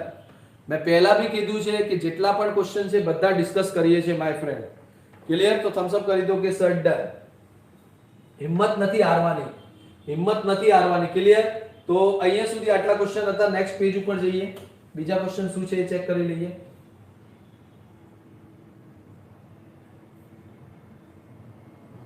હા આ એક ક્વેશ્ચન છે, એ પણ જોઈ લો માય ફ્રેન્ડ. 141 ક્વેશ્ચન હતું, 141 નંબર. એક બરણીમાં 12 લખોટી છે. ટોટલ લખોટીની વાત કરું તો સર 12 આપેલી છે. બરાબર. જેમાં 4 રેડ, બહુ સરસ ક્વેશ્ચન હતું.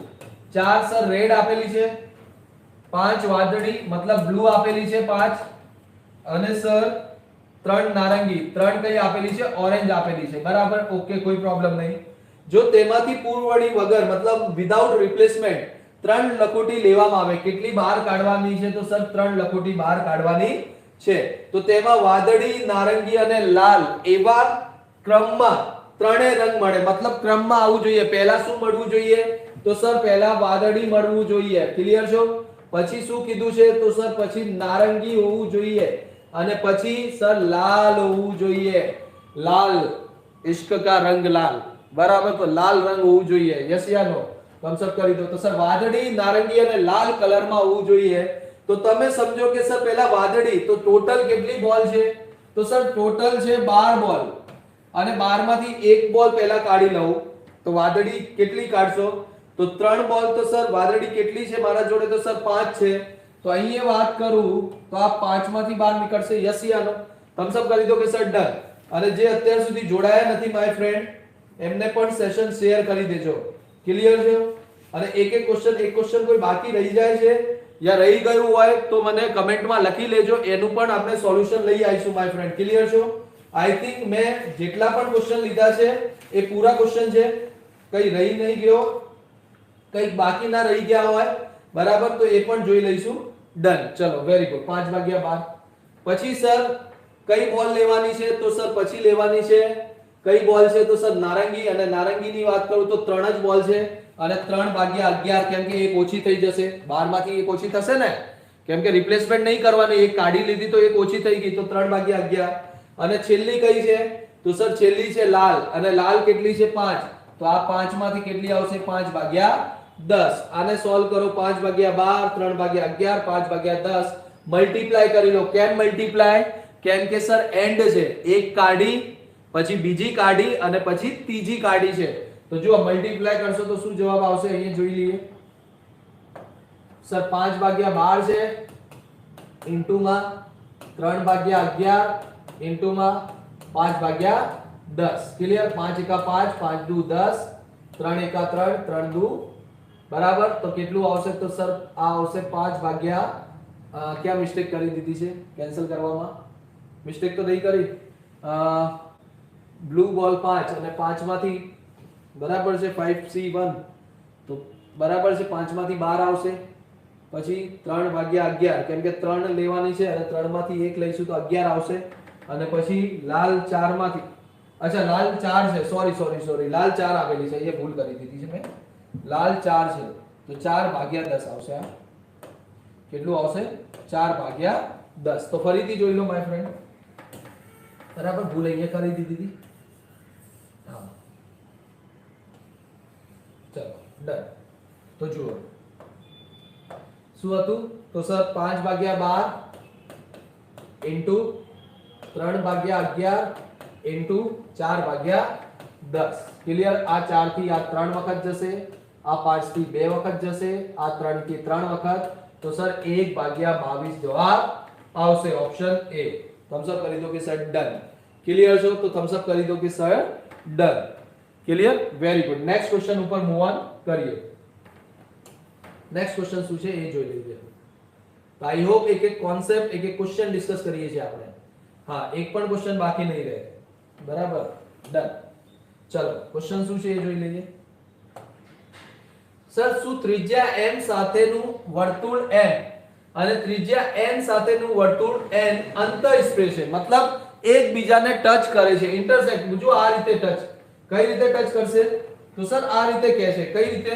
તો આ રીતે ટચ કરી શકે છે સર, આ રીતે બી ટચ કરી શકે છે સર, આ રીતે બી ટચ કરી શકે છે. બરાબર. તો પહેલું શું કહે છે? બે વર્તુળ એકબીજાને ફક્ત એક બિંદુ ઉપર સ્પર્શ કરે છે. ખોટી વસ્તુ. એક્ઝામ્પલ છે, મેં કેટલા બિંદુ ઉપર કર્યા છે સ્પર્શ? લો, હજી બી કરી શકું છું. તો પહેલું તો ખોટી વસ્તુ છે, તો પહેલું વિધાન સાચું નથી. બીજું શું કહે છે કે સર વર્તુળ m અને n ના કેન્દ્રોના વચ્ચેનું અંતર m - n હશે. તો યસ, m ના કેન્દ્રનું અંતર હશે ને એ always my friend m - n હશે. જુઓ કઈ રીતે? આ રીતે જો અગર જો ટચ કરે તો કઈ રીતે બતાવી દઉં છું. બરાબર. જુઓ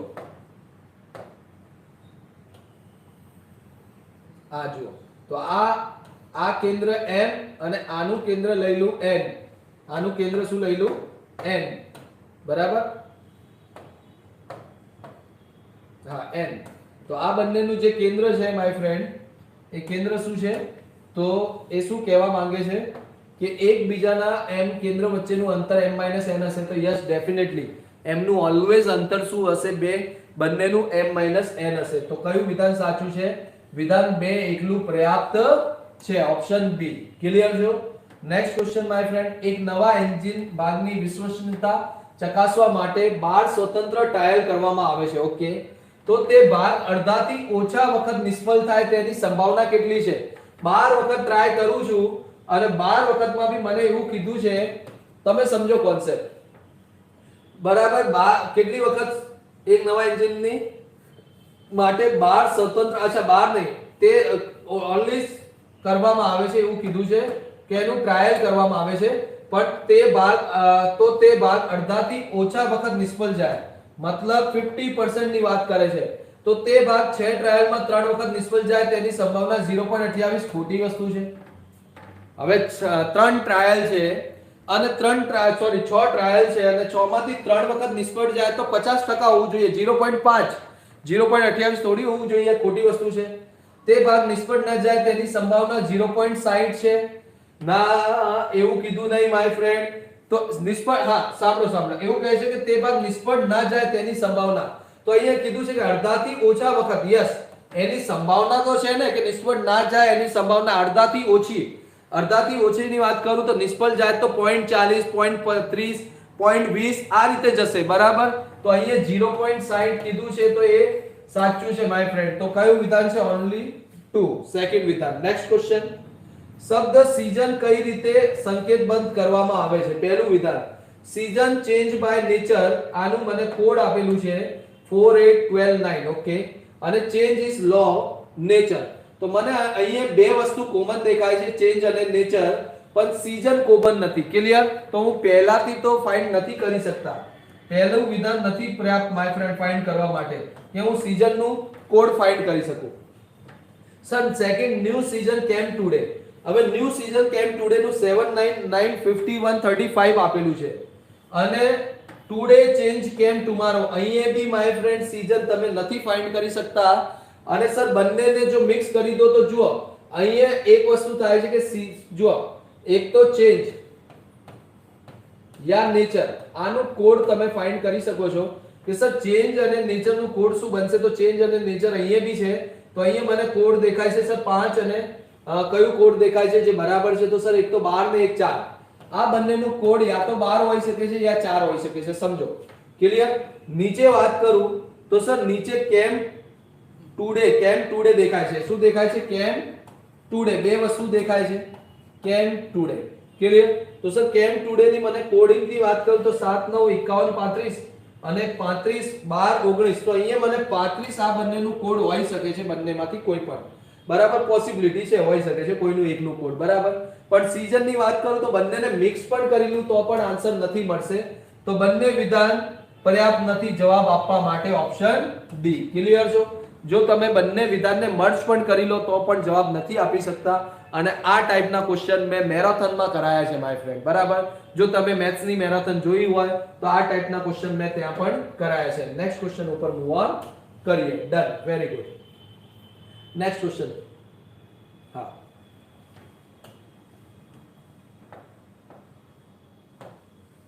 જો 3 પુરુષ 4 સ્ત્રીઓ, જો હું લખું છું 3 મેલ 4 ફિમેલ કેટલા 7 દિવસમાં 4200 રૂપિયા કમાય તો એક દિવસમાં 600 રૂપિયા કમાશે. યસ યા નો?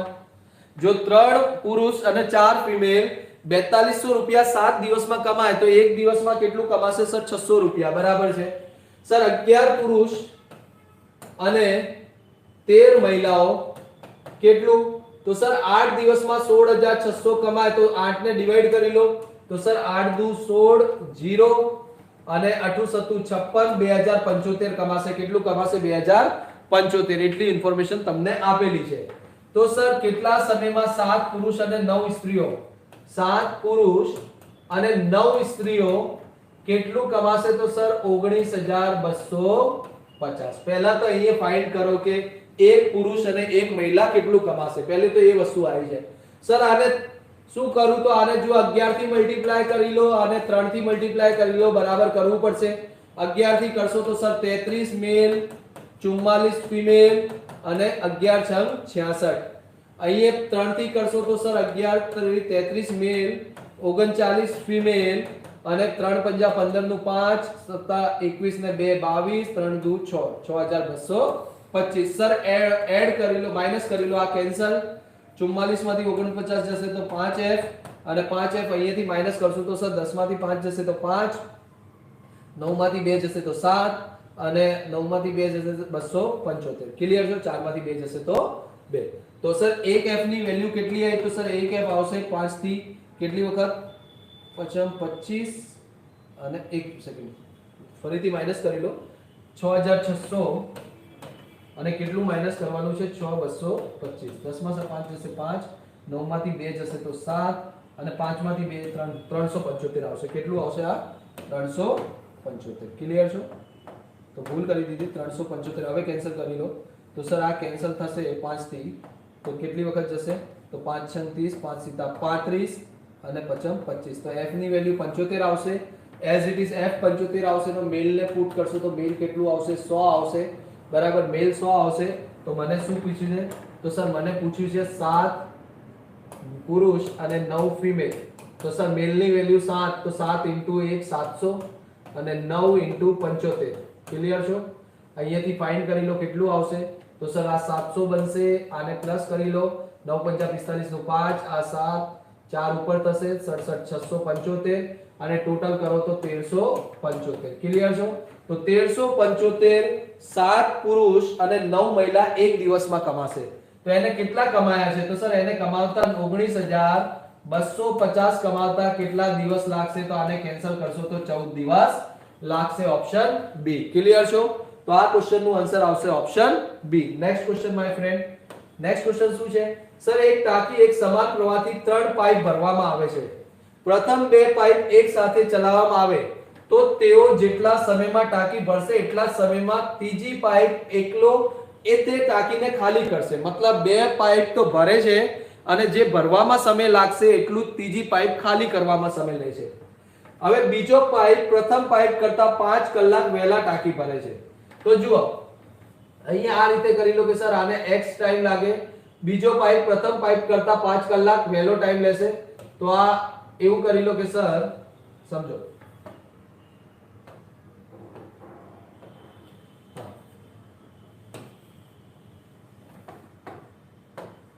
બીજો પાઇપ પ્રથમ પાઇપ કરતા 5 કલાક વહેલો. બીજો પાઇપ તો બીજો સેકન્ડ ની વાત કરી છે તો આ પ્રથમ કરતા 5 કલાક વહેલો સમય લે. તો જુઓ આને માની લો કે આ x + 10 ટાઈમ લેશે પહેલો. તો બીજો પાઇપ કેટલું લેશે? x + 5. અને ત્રીજો પાઇપ કેટલું લેશે? તો સર ત્રીજો પાઇપ 4 કલાક મોડો ટાંકી ભરે છે. મતલબ x + આ રીતે લઈ લો. ક્લિયર છો? શું કીધું છે? તો પ્રથમ પાઇપ કેટલા સમયમાં ટાંકી ભરશે? મતલબ આ બંનેનો સરવાળો આના બરાબર હોવું જોઈએ. સિમ્પલ વસ્તુ છે. બરાબર, તમે આ રીતે બી સોલ્વ કરી શકો છો અને જો તમે વેલ્યુ થી સોલ્વ કરો તો વેલ્યુ થી બી કરી શકો છો. હું ઓપ્શન થી સોલ્વ કરીને બતાવું છું. જુઓ જો હું 15 લઈ લઉં ઓપ્શન, મતલબ આ x ની વાત કરું, જો x 15 હોય તો x 15 હોય તો એ કેટલું બનશે? 25. આ કેટલું બનશે સર? 20. ક્લિયર? આ કેટલું બનશે? 20. અને આ કેટલું બનશે? તો સર આ 24. 15 ને 9 24. ક્લિયર? તો આ બંનેનું મલ્ટીપ્લાય કરી લો સર. 25 * 20 અને બંનેનું સરવાળો કેટલું થશે 45. આ કોના બરાબર હોવું જોઈએ? તો સર આના બરાબર આવવું જોઈએ. તો સોલ્વ કરો. 5 થી 5 વખત, 5 થી 9 વખત. ક્લિયર છો? 100 ભાગ્યા 9 અને 24 કરશો તો કેટલું આવશે? તો સર 5 થી 24 જશે. તો આન્સર ની વાત કરું ને માય ફ્રેન્ડ, તો જુઓ અહીંયાથી આન્સર સોલ્વ કરીએ ને, જો આન્સર ના સોલ્વ કરવું હોય તો બી તમે કહી શકો છો, પણ જો અહીંયા થોડું દિમાગ લગાવો કે સર શું પોસિબિલિટી બની શકે છે. ફરીથી રિપીટ કરીએ કે સર x + 5 a ને ટાઈમ લાગે છે, x ટાઈમ b ને લાગે છે, એવું કરી લઈએ. બરાબર. બીજો પાઇપ પ્રથમ પાઇપ કરતા 5 કલાક વહેલો અને ત્રીજાને જો ટાઈમ લાગે છે x + 4. આ રીતે બી સોલ્વ કરી શકો છો. બરાબર, કોઈ પ્રોબ્લેમ નહીં. આ રીતે સોલ્વ કરી લો તો સર આને ટાઈમ લાગશે 1/x + 5 પ્લસ આને ટાઈમ લાગશે 1/x ઇઝ ઇક્વલ ટુ આ કોના બરાબર? તો સર 1/x + 4. ત્રીજા પાઇપની વાત સોલ્વ કરી લો. અહીંયા એલસીએમ લઈ લો તો સર એલસીએમ આવશે x + 5. ક્લિયર? આ કેટલી વખત જશે? તો સર આ x વખત, આ કેટલી વખત? x + 5 વખત, અને અહીંયા કેટલું આવશે? 1/x + 4. સર આ 2x + 5 બનશે, 2x + 5, અને આ કેટલું બનશે? તો x² + 5x, અને આ અહીંયા નીચે આવી જશે x + 4, અહીંયા x + 4 as it is. Multiply કરી લો તો 2x² આવશે.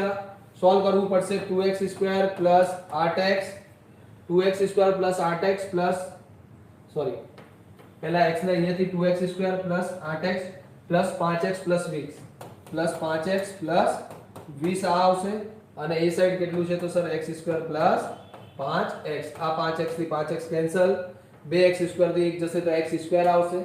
ક્લિયર? x² વધશે. સર બીજું કઈ બાકી રહ્યું? તો 8x છે અને 20 છે. બરાબર, તો x² + 8x + 20. તો 20 લાવવાનું છે મલ્ટીપ્લાય કરીને અને એડ કરીને 8. તો 5 અને 3 મને બે જ ફેક્ટર દેખાય છે, 5 અને 3. ક્લિયર છો? તો 5 અને 3, તો સર પ્લસના 5 લઈ લો અને પ્લસના 3 લઈ લો. તો પ્લસના 5 અને પ્લસના 3 લેશો અને 20, સોરી 20 લાવવાનું છે ને, 2x + 8x + 20. આ x અહીંયા મલ્ટીપ્લાય થશે 5 થી 5, કોઈ મિસ્ટેક તો નહીં કરી, જોઈ લેજો.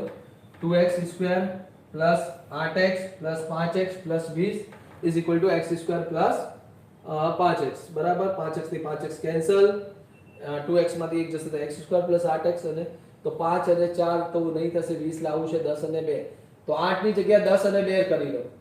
10 અને 2, તો 20 ના ટુકડા શું બનશે? 10 અને 2 બનશે. તો સર શું કરું? પ્લસ નું 10 લઈ લઉં અને માઈનસ નું લઈશું તો માઈનસ માં નહીં આવશે. તો અહીંયા એક વસ્તુ તો ક્લિયર છે કે સર ઓપ્શન 15, 5 નું મલ્ટીપલ આવવું જોઈએ 15 કલાક. આ બી કરી શકો છો. ક્લિયર છો? મને 5 નું મલ્ટીપલ દેખાય છે. તમે આ રીતે બી ક્વેશ્ચન સોલ્વ કરી શકો છો. Next question. Done, very good. Next question શું છે સર? એક ઘડિયાળ સોમવાર 5 વાગે સાચા સમય મેળવવામાં આવે છે. આ ઘડિયાળ 24 કલાકમાં 16 મિનિટ ઘુમાવે છે. મતલબ જે ઘડિયાળ ખરાબ ઘડિયાળ છે, જે 16 મિનિટ પાછળ છે, એક્ચ્યુઅલમાં એને કેટલું ટાઈમ લાગશે? તો સર એને 23 કલાક અને 44 મિનિટ લાગશે. પણ એક્ચ્યુઅલમાં એ કેટલા કોના બરાબર હોવું જોઈએ? તો સર એ 24 કલાકના બરાબર હોવું જોઈએ, કેમ કે 16 મિનિટ એ પાછળ છે દર 24 કલાકમાં. જે તે જ અઠવાડિયામાં ગુરુવાર, તો સોમવારની વાત કરી છે, સોમવારથી મંગળવાર, બુધવાર અને ગુરુવાર, તો સર 72 કલાક તો આ 24 24 24 72 કલાક તો આ. સવારના 5 વાગ્યાથી લઈને રાતે 10 વાગ્યા સુધી તો બીજા 17 કલાક, તો સર 89 કલાકનું અંતર આવે છે. અને મને જો આને ચેન્જ કરું તો આ 23 કલાક અને 44 મિનિટને જો ચેન્જ કરશો તો 44 ભાગ્યા 100 બરાબર 4 થી કેન્સલ કરી લો, 11 ભાગ્યા 15, તો 15 * 23 અને 11, તો 89 કલાક, મતલબ 1 કલાકની આજુબાજુમાં અંતર આવશે 11 કલાક. મતલબ એમાં જો 10 વાગ્યા હશે તો આમાં કેટલું ટાઈમ થયું હશે? 11 કલાક. ક્લિયર?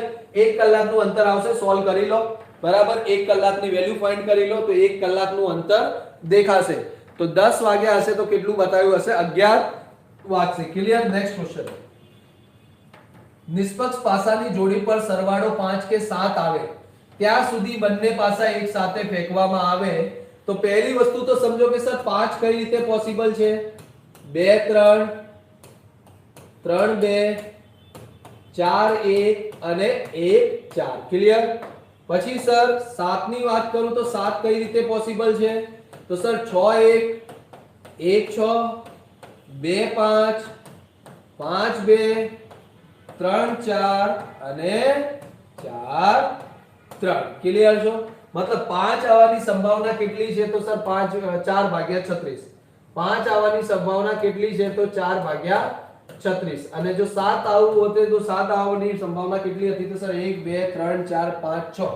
ફેવરેબલ કેસ 6 અને ટોટલ કેસ 36, કેમ કે બે ડાઈસ ફેંકવામાં આવે છે. ક્લિયર? પણ મને એવું નહીં કીધું. મને શું કીધું છે? તો સરવાળો 5 એ સરવાળા 7 કરતા પહેલા આવે. બરાબર? તો પહેલા તો 5 અને 7 સરવાળો આવે જ નહીં એ ફાઇન્ડ કરી લો કે સર જો 5 અને 7 ના આવે તો એની સંભાવના કેટલી હશે? તો 1 માઈનસ કરી લો. 1 માઈનસ આ આવે છે એની સંભાવના માઈનસ કરી લો. બરાબર? તો 5 અને આ કેટલું આવશે? તો સર આ 4 ભાગ્યા 36 છે અને આ 5 ભાગ્યા 36 છે. તો માઈનસ કરી લો આને. તો આની સંભાવના લગભગ આવશે, જો 1 માઈનસ કરી લો. 1 માઈનસ 4 ભાગ્યા 36 બરાબર 1 માઈનસ કરી દો કે નન ની સંભાવના નીકાળી દઈએ આપણે. તો 4 ભાગ્યા 36 1 માઈનસ 4 ભાગ્યા 36 1 ભાગ્યા 9 1 ભાગ્યા 6 અને 1 ભાગ્યા 9 અને 6 અને આ રીતે કરીને છોડો. બીજી રીતે બી કરી શકો સર. 5 અને 7 તો પહેલા 5 આવશે, 7 નથી લાવવાનું. તો 5 માટે સંભાવના હતી 4 ભાગ્યા 36, 7 માટે સંભાવના છે 6 ભાગ્યા 36. અહીંયા સુધી ક્લિયર છો? ડન. બરાબર? ક્વેશ્ચન જોઈ લઈએ, કોઈ મિસ્ટેક તો નહીં ને? હા, ડન. Very good. અને સેશનને શેર કરતા રહેજો માય ફ્રેન્ડ. બરાબર? સેશનને શેર કરતા રહેજો, જેટલું પોસિબલ હોય સેશનને શેર કરો. બરાબર? અહીંયા સુધી ક્લિયર છો? ડન. કોઈ પ્રોબ્લેમ નહીં. બરાબર કર્યું છે. બરાબર? હવે નન ની વાત કરું કે સર નન, તો નન શું હોય છે કે એક પણ ના આવે. તો 4 ભાગ્યા 36 પ્લસ 6 ભાગ્યા 36 એકમાંથી માઈનસ કરી દીધું તો એકના ઉપર બી 5 અને 7 સરવાળો ના આવે. ક્લિયર? તો કેટલું આવશે આ? તો 4 ભાગ્યા 36 અને કેટલું છે? 4 ભાગ્યા 36 અને 6 ભાગ્યા 36.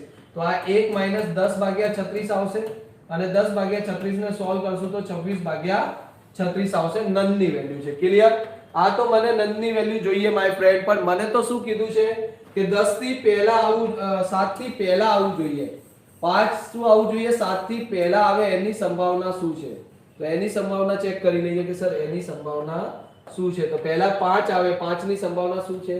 તો સર 4 ભાગ્યા 36 અને આ ના આવે એની સંભાવના શું છે? તો સર 1 માઈનસ 26 ભાગ્યા 36. ક્લિયર છો? તો આઈ હોપ આ કોન્સેપ્ટ ક્લિયર હશે. તો 4 ભાગ્યા 36 એઝ ઇટ ઇઝ. આ 36 માંથી 21 જશે તો 10 ભાગ્યા 36. આ 36 થી 36 કેન્સલ. 4 ભાગ્યા 10 નું મતલબ હોય છે 2 ભાગ્યા 5 અને 2 ભાગ્યા 5 નું મતલબ હોય છે 0.4. ક્લિયર છો? તો આન્સર શું આવશે? 0.4. ડન. થમ્સ અપ કરી દો કે સર ડન. મને એવું નથી પૂછ્યું કે 5 આવે એની સંભાવના શું છે કે 7 આવે એની સંભાવના શું છે. મને એવું કીધું છે કે 7 થી પહેલા 5 આવી જાય એની સંભાવના ફાઇન્ડ કરવાની છે.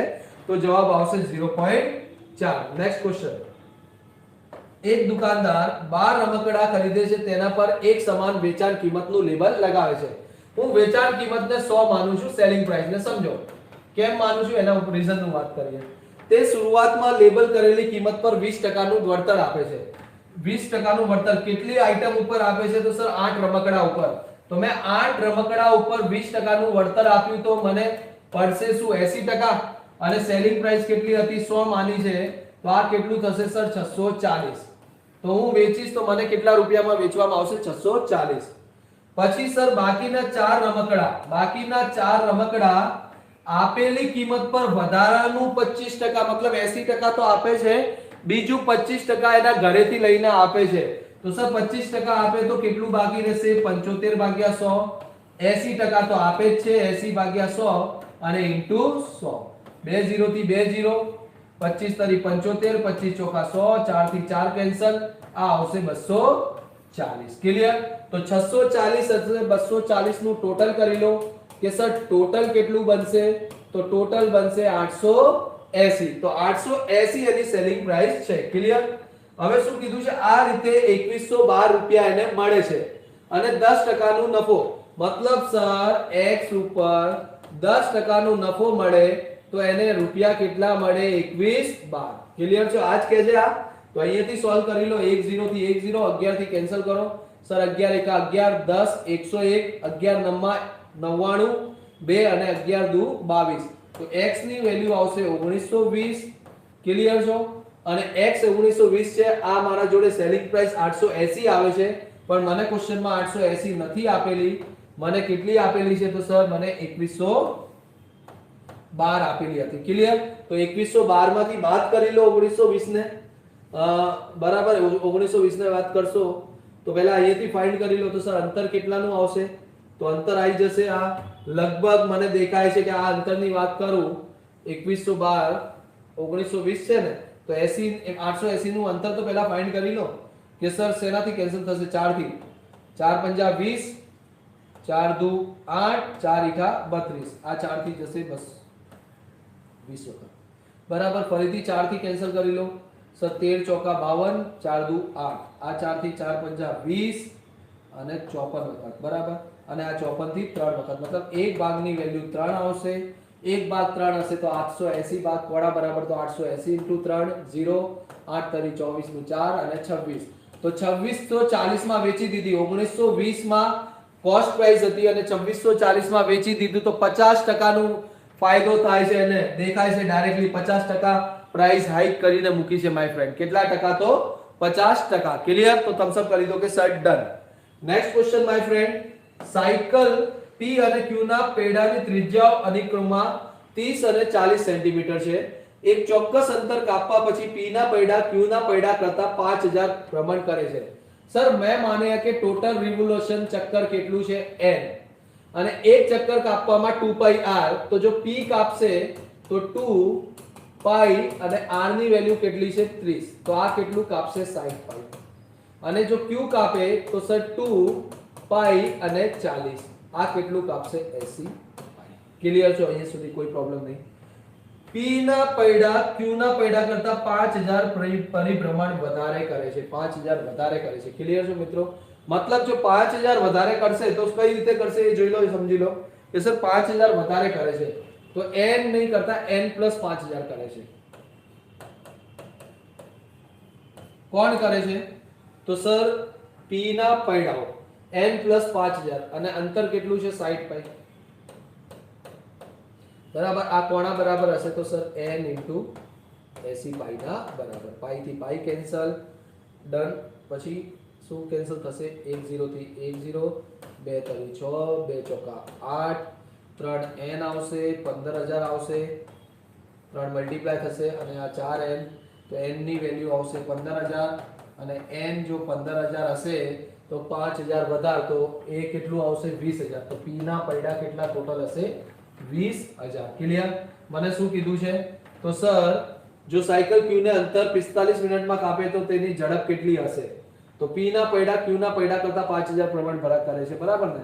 અને Q જો સાયકલ Q એ તે અંતર 45 મિનિટમાં કાપે તો Q ની વાત કરી છે ને, તો Q કેટલું છે? 15000 n, તો n 15000 ડિસ્ટન્સ કેટલું કાપશે? તો 80π * 15000. ક્લિયર છો? આ અંતર કાપશે. અને કેટલા મિનિટમાં કાપે છે? 45 મિનિટ. 45 મિનિટને ચેન્જ કરી લો, 45 ભાગ્યા 60, 3 ભાગ્યા 4, તો 4 ઉપર 3 નીચે, આ 3 થી 5000. ક્લિયર? તો કેટલું આવશે?